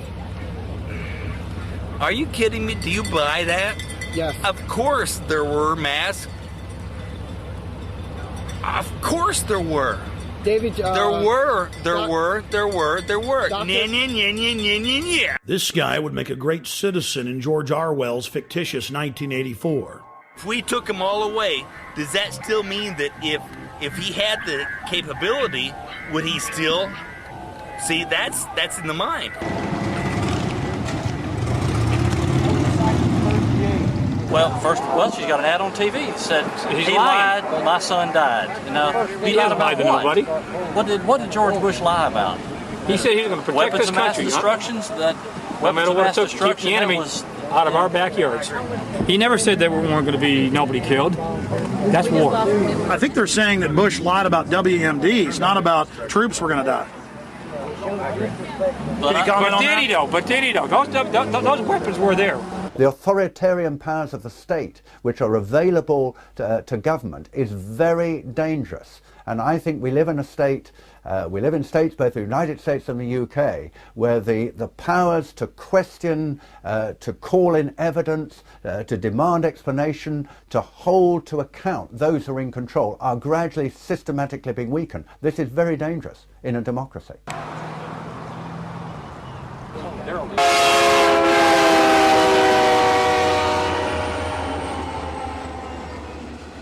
Now, Dick Cheney and John Bolton and others have been saying Iran poses an immediate danger. They could get a nuclear weapon before we know it. All the same things they said about Iraq. And so we have to do something about that now. You know, he said the same thing about Iraq, and like you said, he was caught red-handed. It's proven to be lies. Why should we believe him about Iran? I'm pleased to tell you, American people, that the National Intelligence Estimate just put out on Iran says that Iran cannot possibly have a nuclear weapon for 10 more years. Let me say that one more time. Iran can't be a nuclear power, weapons-wise, for 10 more years.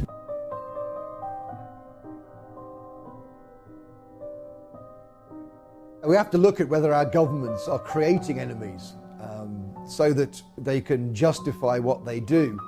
Of course, two of the biggest funders of American presidential campaigns are the oil industry and the arms industry. And it's in their interests that we invade places like Iraq. We're going to let the Israelis, or we're going to do it ourselves, attack the nuclear facilities in Iran. Now, people say, that's crazy. That is absolutely crazy. I agree. The problem is, folks, the people running our policy toward Iraq and Iran were widely known in the 1980s when I was briefing the Vice President and others as the crazies, okay? The crazy. You come in on Monday morning and somebody would say, Guess what the crazies did late Friday night? And you know exactly who the reference was. It was to Wolfowitz, it was to Pearl. So all the same folks, some of them who have deserted the sinking ship like proverbial rats, okay?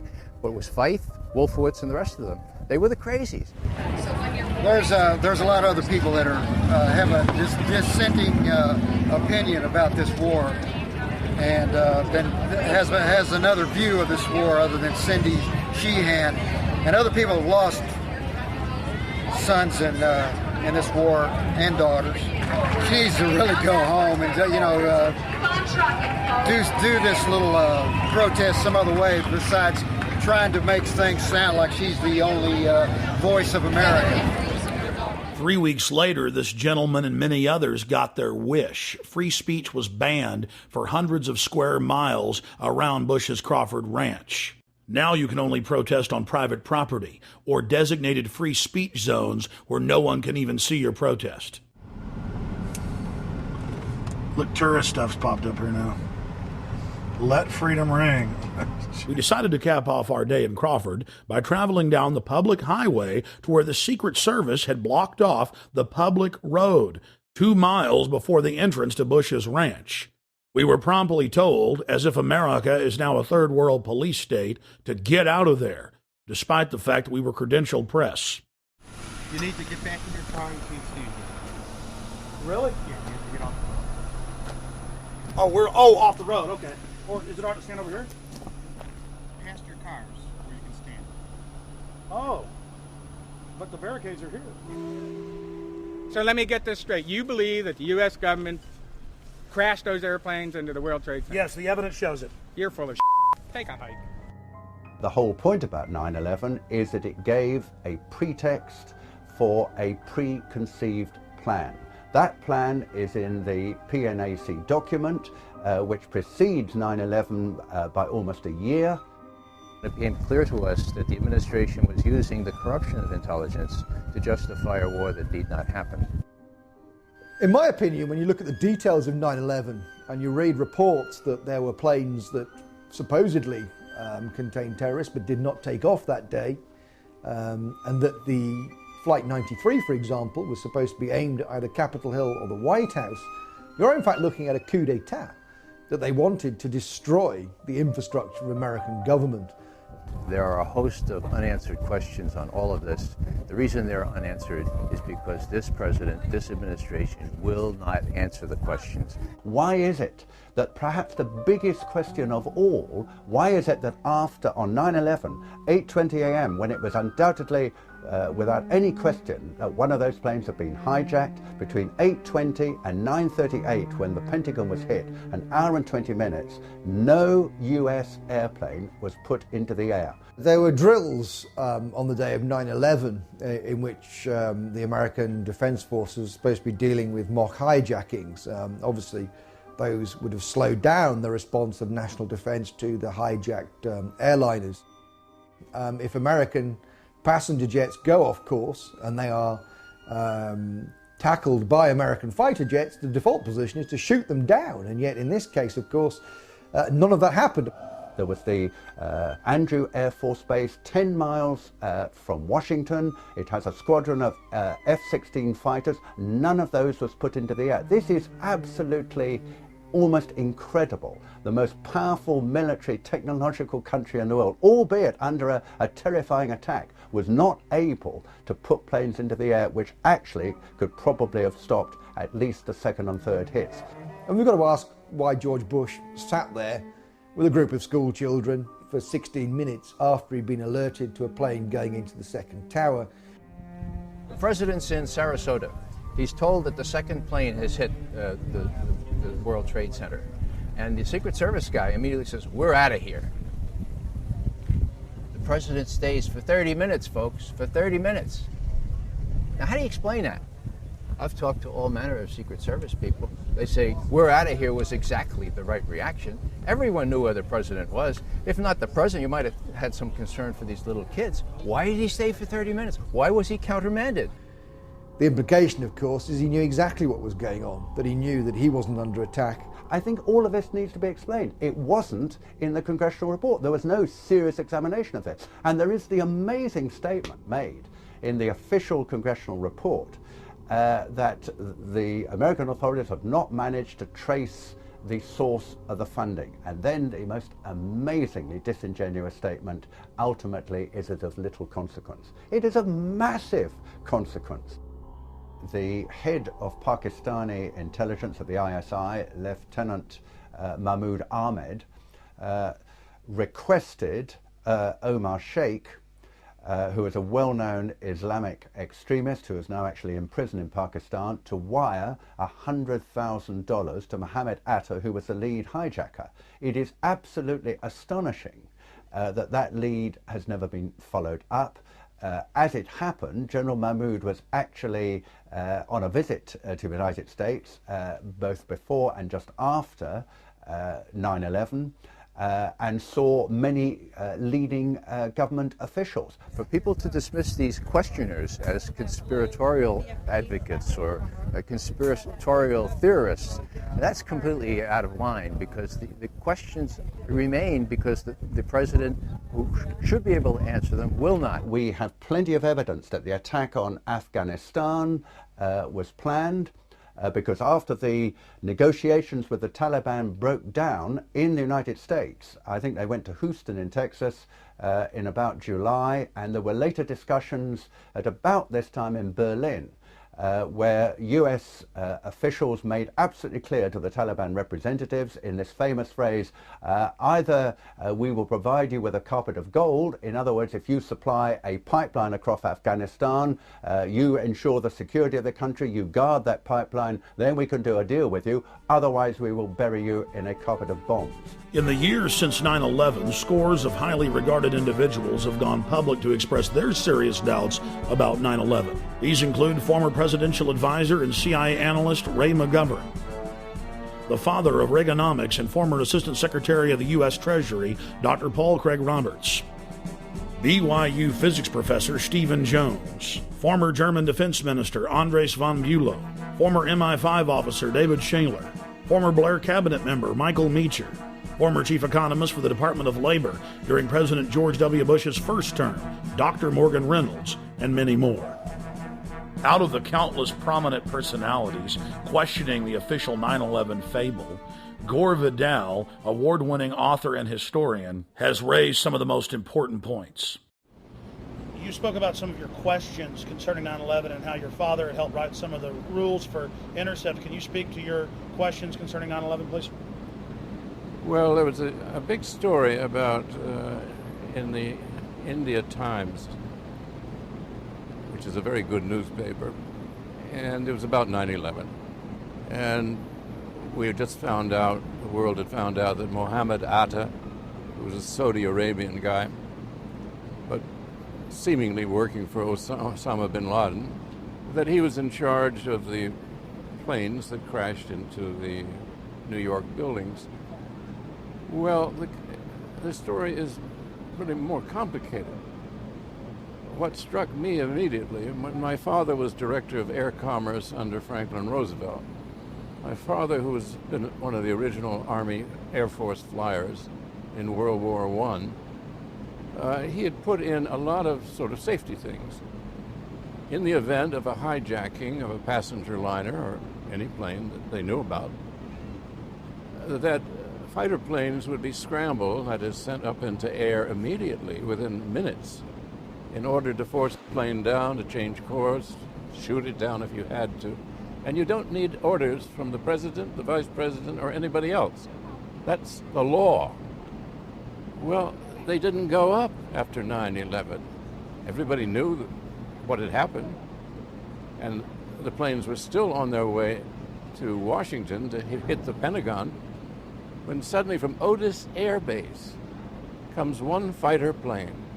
Otis Air Base is in Massachusetts. Might just as well have been in Canada. That was the only fighter plane which, according to law, they all should have been up there, and not one went up. Well, that could only happen if somebody had told them to stand down, not to respond to what was, after all, their sworn duty. The Times of India broke the story, and then that well-known radical rag, the Wall Street Journal, also wrote about it. I thought by then places like the New York Times would have waked up, but the New York Times is incapable of waking up to anything important. Months before 9/11, on June 1st, 2001, Dick Cheney ordered then Secretary of Defense Donald Rumsfeld to issue this order to NORAD and the Pentagon. The document revoked their standing orders to shoot down errant or hijacked aircraft and instructed them to stand down until they were given orders by the President, Vice President, or Secretary of Defense. Then on 9/11, NORAD and the Pentagon waited for over an hour while the attacks were taking place for the orders to defend America that never came. Here is Transportation Secretary Norman Mineta testifying before the 9/11 Commission about an aide coming in to the Vice President on the morning of 9/11 as what was reported as Flight 77 was approaching the Pentagon. From the exchange, it is clear that Dick Cheney was ordering an ongoing stand down. I wanted to focus just a moment on the Presidential Emergency Operating Center. You were there for a good part of the day. I think you were there with the Vice President. And we had that order given, I think it was by the President, that authorized the shooting down of commercial aircraft that were suspected to be controlled by terrorists. Were you there when that order was given? No, I was not. I was made aware of it during the time that the airplane coming in to the Pentagon. There was a young man who would come in and say to the Vice President, the plane is 50 miles out. The plane is 30 miles out. And when it got down to the plane is 10 miles out, the young man also said to the Vice President, do the orders still stand? And the Vice President turned and whipped his neck around and said, of course the orders still stand. Have you heard anything to the contrary? Well, at the time I didn't know what all that meant. And the flight you're referring to is the flight that came into the Pentagon. Vice President Dick Cheney had bound the hands of the military behind their backs, and he was refusing to cut them.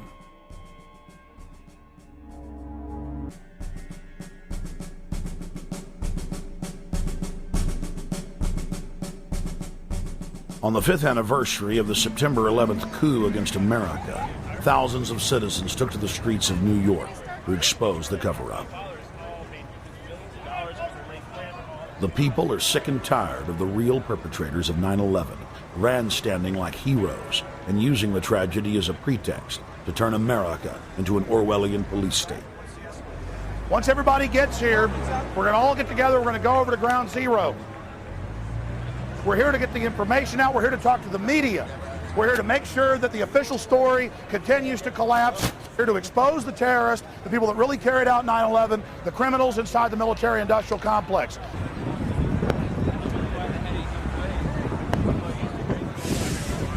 The vast majority of New York firefighters and police that we spoke with, off the record, said they knew that 9/11 was an inside job.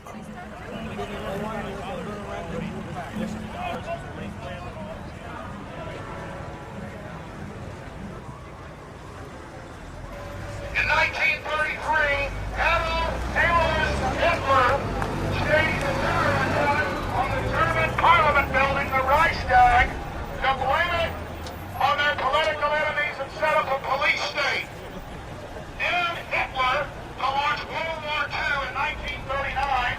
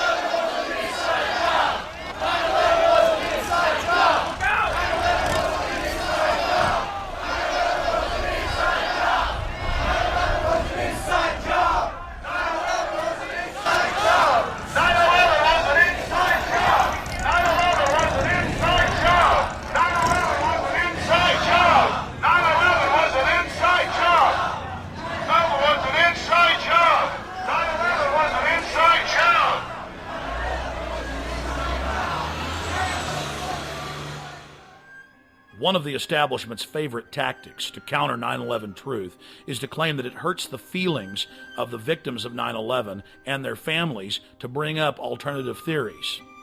Bill Doyle is the head of the Coalition of 9/11 Families, the largest 9/11 victims organization. He reported to us that the majority of the members of his group believe that 9/11 is an inside job and that they're sick and tired of the massive concerted effort to cover up the truth by the controlled corporate press and the government. This is a very important point because the controlled media continues to claim that victims and their families don't want questions raised about 9/11. Every single 9/11 group we've talked to wants the investigation reopened and believes that there is a cover-up at the bare minimum. Bill Christensen was formerly the head of the CIA's Department of Foreign Threat Assessment. He has said that all the evidence points towards a total inside job. Former CIA clandestine case officer Robert Steele has gone on record saying there's enough evidence to indict Dick Cheney for involvement in 9/11. In early June of 2006, we traveled to Chicago to meet with fellow 9/11 truth seekers and expose the official story as a fraud. You cannot hide the truth. You will not hide the truth. It's coming out. Your crimes are coming out. Ladies and gentlemen, 9/11 is an inside job. It's a self-inflicted war. It's a government false flag. Terror operation. Research it.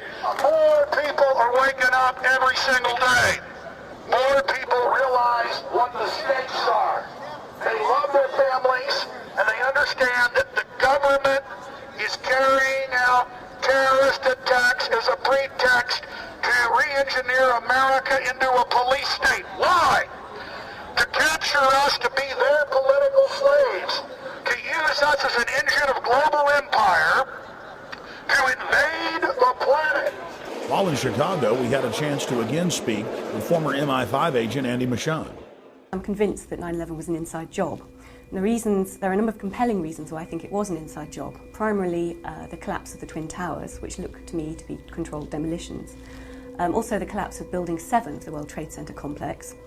Also the fact that the air defences were stood down that day, who benefited from the attacks, of course. So there were a lot of put options put on the airlines that suffered during those attacks. It's a whole range of different evidence that adds up to something very, very suspicious about 9/11. I feel passionately that we need to expose the government involvement in 9/11, because if we don't, they will keep doing this in future. There will be another attack in order to justify another unjustifiable war. We also spoke with Dr. Morgan Reynolds. No matter how much our inert public wants to avoid this, it's eating away. It's willful denial, willful ignorance. It's eating away at the underbelly of America. And we aren't going to solve our problems by ignoring 9/11. The biggest smoking gun then and now is WTC-7. How can anyone watch it without some kind of a psyop or verbiage accompanying it and not look at that and say, hey, that building was just demolished, just the way the Las Vegas Sands was, or the Seattle Stadium, etc. Just there's no way around that. Here we are in so-called broad daylight. It's 5:20 p.m. and we've got cameras on it. And what other explanation can there be for this very conventional-looking collapse when under 7 seconds? That just has crime, inside job written all over it. We need real convictions. We need arrests. We need prosecutions.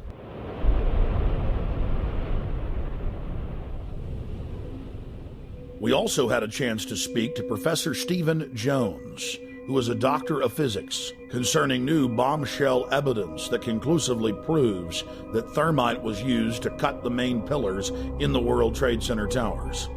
There is this molten material flowing out of the South Tower just before its collapse. It has a large quantity of yellow hot metal. And then I read about these pools of molten metal underneath both towers and Building 7 after their collapses. Now that fits like a glove with the thermite reaction, which produces molten iron. You also see in these videos of this molten metal coming up, you see this white ash, this dust that comes off. Now that combination, yellow hot molten metal, white ash floating away, that's his signature characteristic for thermite. And then finally, we got some samples of this metal, the previously molten metal. Using advanced techniques like proton-induced X-ray emission and an electron microprobe, we found out what's in these samples.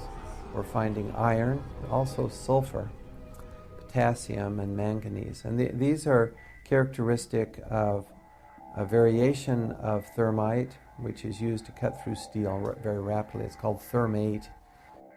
It's like, sure, you can take a knife, you take the butter out of the fridge, and you cut through that butter.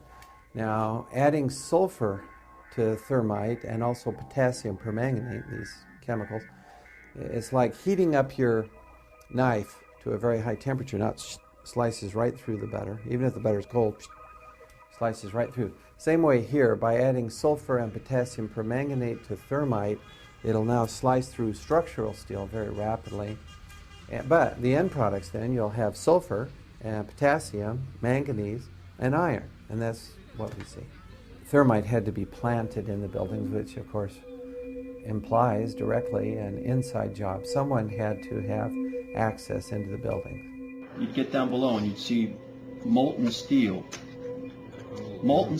running down the channel rails, like you're in a foundry,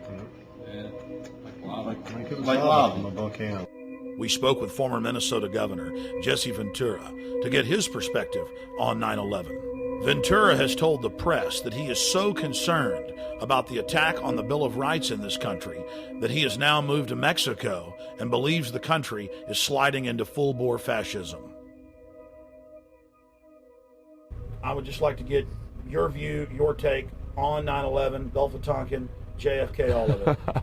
Well, I think the most interesting thing to talk about today is, if people aren't aware, that due to the Freedom of Information Act, in the early 60s, the Pentagon had an operation called Operation Northwoods, and it never came to reality, but it was on the table, that our military would attack certain cities within the United States and make it look like Cuba did it to justify an invasion of Cuba. It never happened, but just the simple fact that they contemplated it and it was actually on the table in the Pentagon, I find that just very disturbing, that they would, even consider using our military to try to justify an invasion of another country. You did speak on Jay Leno, according to my recollection, about how Gulf of Tonkin was staged, how you were lied to, we were lied to, you lost a lot of friends. What was it like to learn that they had staged an event that didn't really happen to bring us into full-scale war in '64? What was it like when you realized that and you learned that?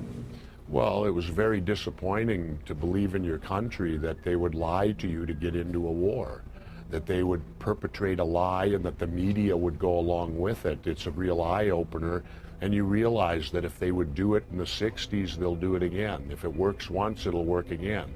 Government very much operates that way, and I really learned about it when McNamara did his tour with the film, and he came to Harvard when I was teaching there, and they pretty much had to lock me up in a room so that I wouldn't confront him. And what would you say to him if you were in a room with him? I would ask him why we were lied to and what the purpose was for it. The one thing I do question on 9/11 is the fact that if anyone's familiar with the Payne Stewart, the golfer, and when he died, he was flying in a private plane, and they lost contact with that private plane out of Florida, and within 30 minutes they had a fighter jet up on the wing. And that fighter stayed with it all the way till it crashed, making sure that it didn't harm anyone. And the thing I questioned on 9/11 was simply the fact, where were our planes?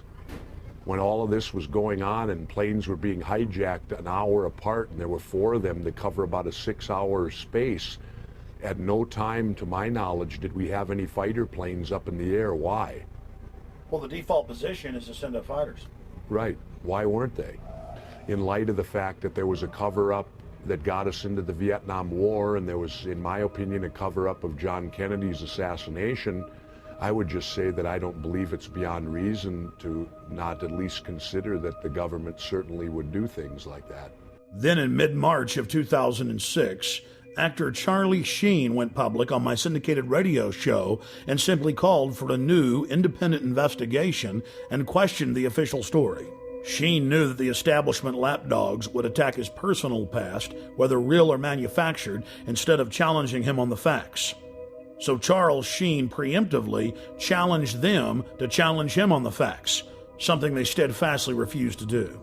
Literally hundreds of vicious hit pieces were written in newspapers worldwide. Every old rumor was dredged up and thrown at Sheen, and a fresh raft of allegations was launched at him. The only national television program that was fair in its presentation was Showbiz Tonight with A.J. Hammer on CNN.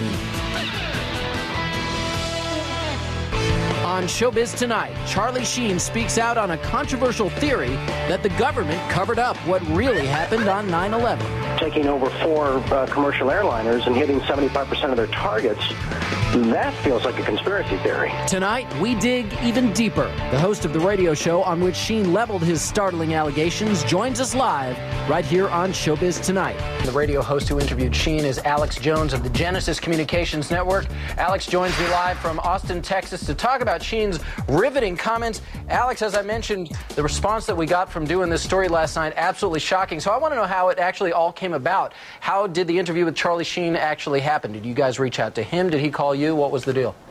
Well, just to make something clear, Mr. Sheen has amazing courage to do what he's done, and he contacted me. He's been watching my documentaries for years. He's one of the most informed people that I've talked to in Hollywood on this subject. Listen, for years, Hollywood's been on fire with people knowing the truth about 9/11, and I was the first to expose 9/11 on the day. In fact, 2 months before, I had intel that elements of the military-industrial complex were going to carry out the attack. I said they'll use bin Laden, the known CIA asset, as their patsy to take the blame for attacking the towers. So Mr. Sheen is only exceptional in that he has courage in going public, courage that no one else in Hollywood had. I mean, here's a CNN poll from Anderson Cooper a year and a half ago where they said, is the government covering up 9/11? Could they be involved? 90% when the poll closed on CNN said this. So listen, I have my own syndicated show. I've done 4,000 radio interviews in the last 4.5 years. Almost no one calls in and disagrees now. We have the majority view, and we have the evidence. And bottom line, there are declassified U.S. government documents like Operation Northwoods that ABC News reported on back in 2000. Operation Northwoods, Google it,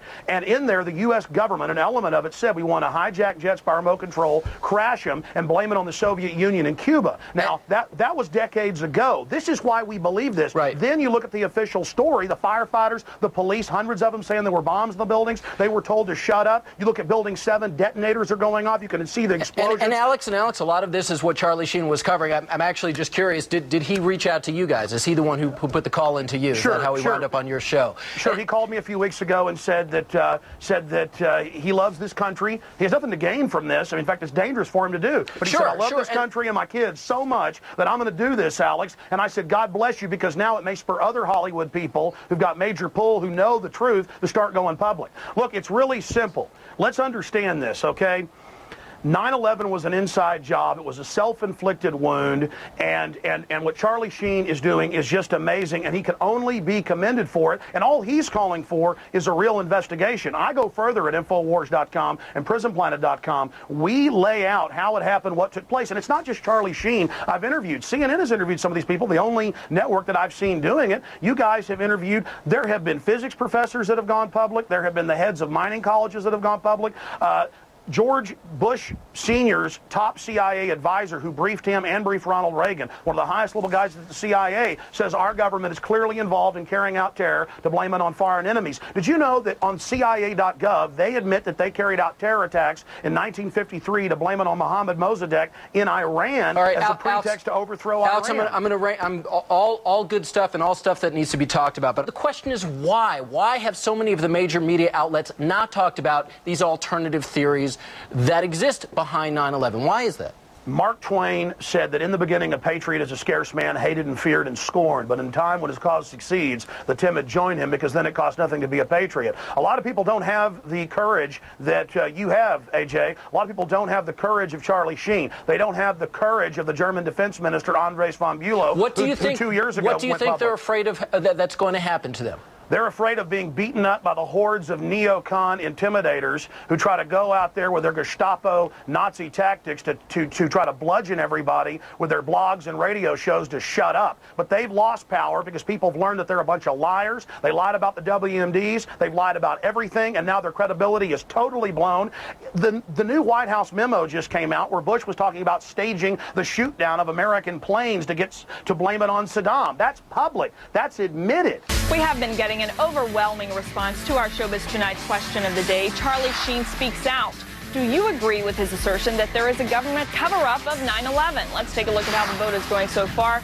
82% of you say yes. Only 18% of you say no. I had a sense that this thing was going to get hot. I didn't realize that, as you say, it was going to go supernova. That if they continue to attack me personally, it only gives credence to our side of the argument. People want the truth. They want the truth. And what's been offered to us resembles nothing of the sort. He says is, don't believe me, check out the facts. Go look at the evidence. Don't believe the attack dogs.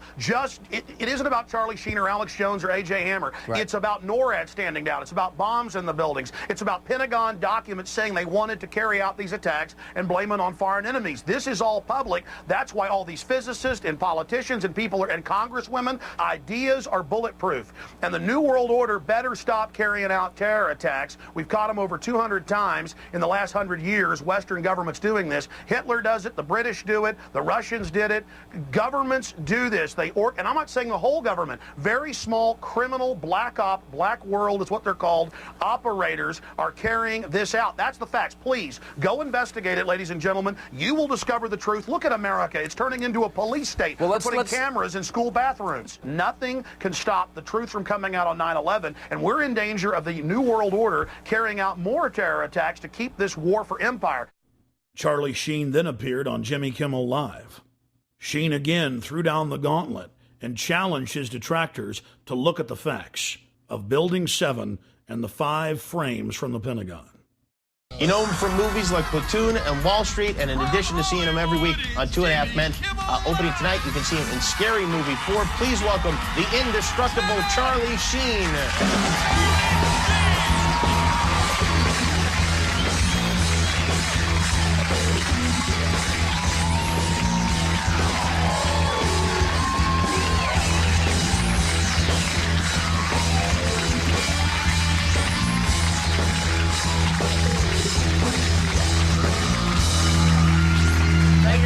Happy almost Easter. Hey, back at you. Thank you. You had some interesting comments. You were on a radio show and you talked about 9/11, and you have is it a theory, or you just don't believe the government account of what happened on 9/11? I just had questions. Yeah? I had a lot of questions, and the forum I chose to voice those questions in is the Alex Jones radio show, and just because he's a guy that I've been a fan of and followed for a lot of years, and you know, I got attacked. I mean, there were a lot of hit pieces. The reaction was people get very mad when celebrities have opinions. No, I understand. Yeah. I understand. I know he's not qualified. He doesn't. You know, he's just who the hell is he to have an opinion about something so horrible? And you know, it was sad because they didn't really take a look at any of the stuff I was asking them to look at, any of the evidence or any of the stuff that generated those questions. You know, and they said, oh, he's another tinfoil hat wearing Hollywood clown. You know, and it's like the only. You know, I felt that the only real validation I needed was just being a tax-paying American that loves my country.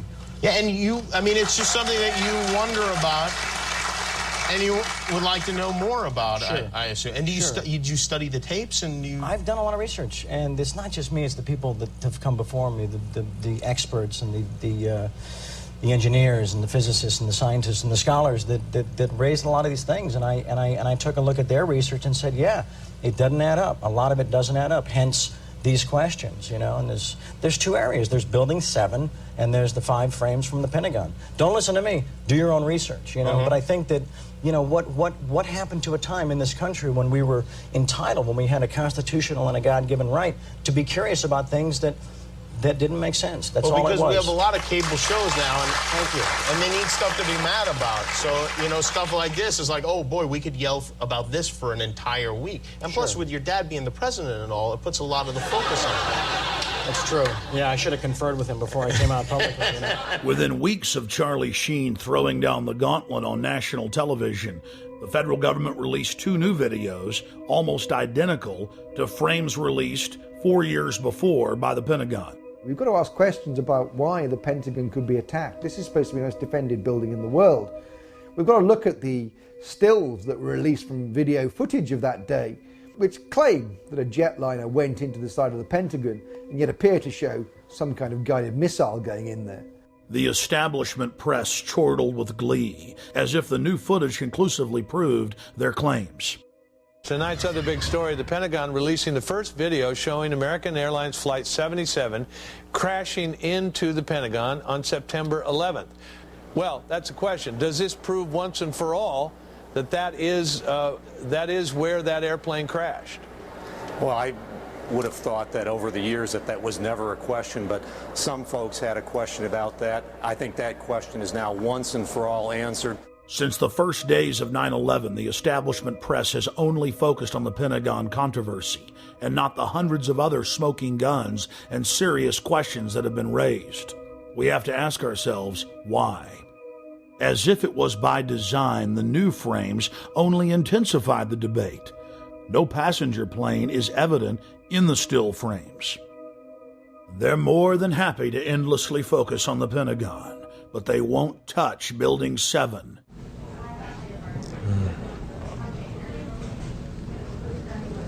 It's amazing. Amazing, incredible, pick your word. For the 3rd time today, it's reminiscent of those pictures we've all seen too much on television before, when a building was deliberately destroyed by well-placed dynamite to knock it down. We have the owner of the World Trade Center complex admitting on tape that he ordered the building demolished on the afternoon of 9/11. I said, you know, we've had such terrible loss of life. Maybe the smartest thing to do is pull it. And they made that decision to pull, and then we watched the building collapse.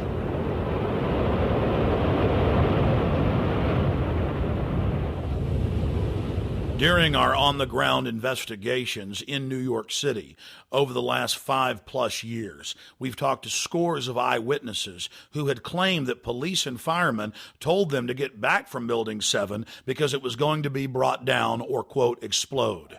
Building 7, while I was listening to live feed from our local public radio station later in the afternoon, they talked about Building 7.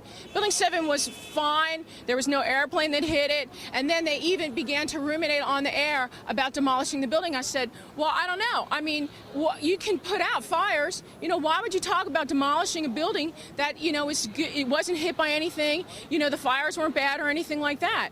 I will say that I spoke to a cop on 9/11 who said that it was going to come down. I don't know how he knew that. Now, archived CNN footage has surfaced showing video footage of a New York City police officer telling cameramen and civilians to get back from Building 7 because the building was going to blow up.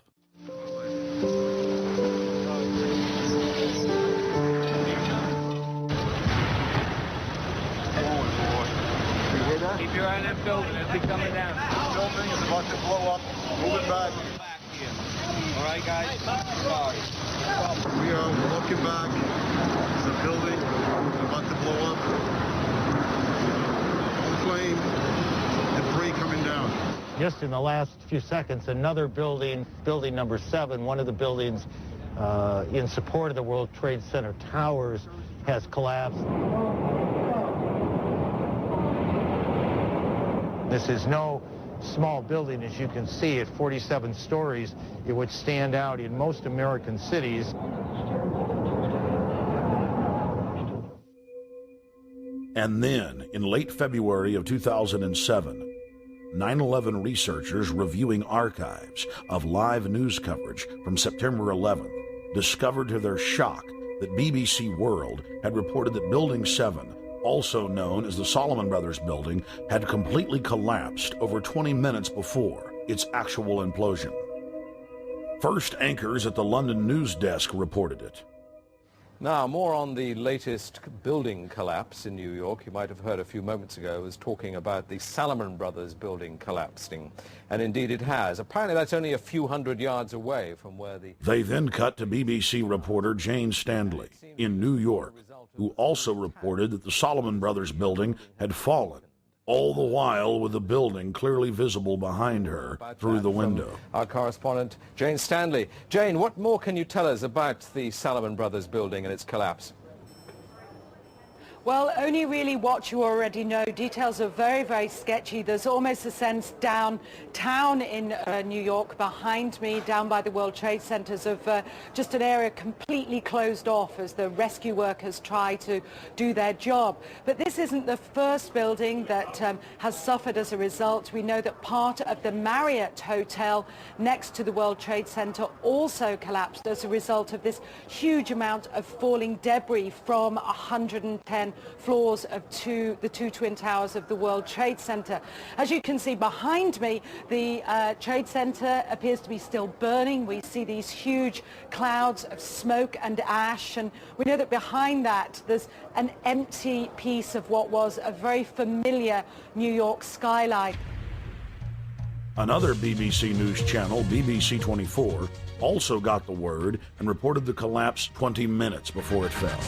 Enormous building in New York has collapsed. It is the 47-story Salomon Brothers building, which was situated very close to the World Trade Center right there in this financial capital.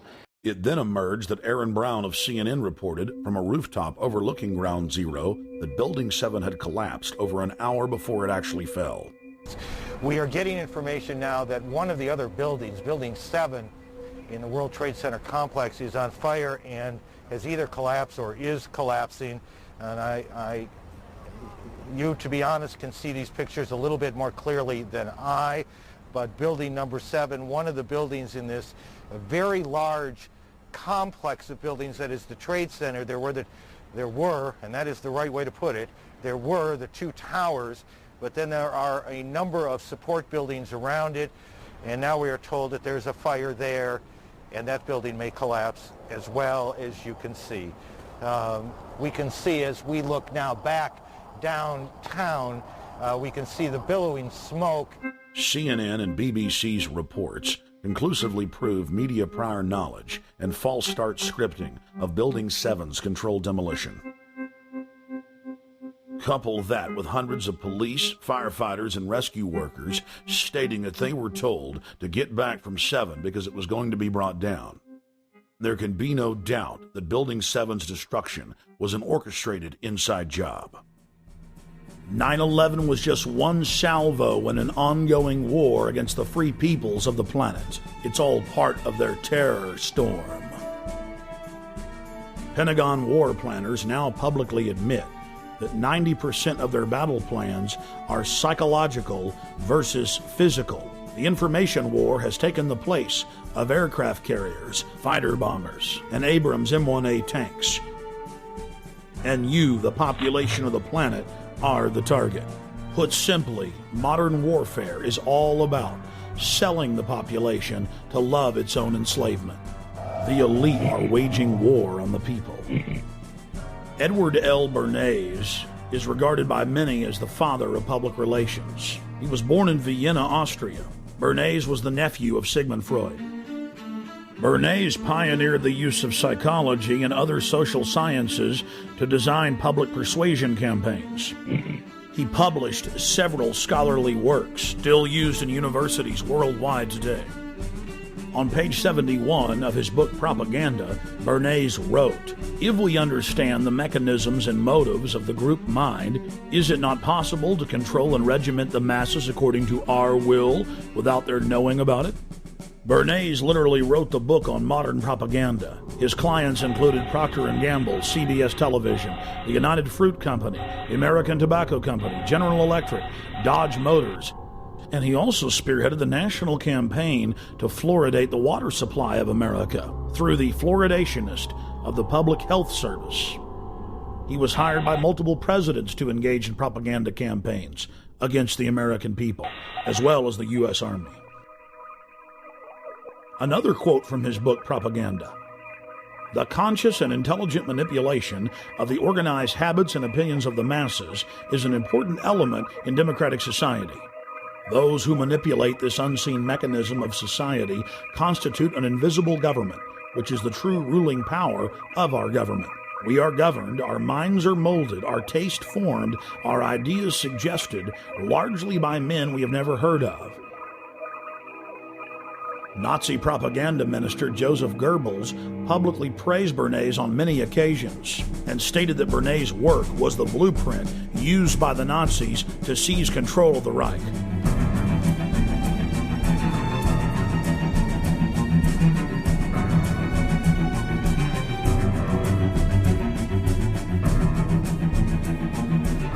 Edward Bernays advanced the science of propaganda light years.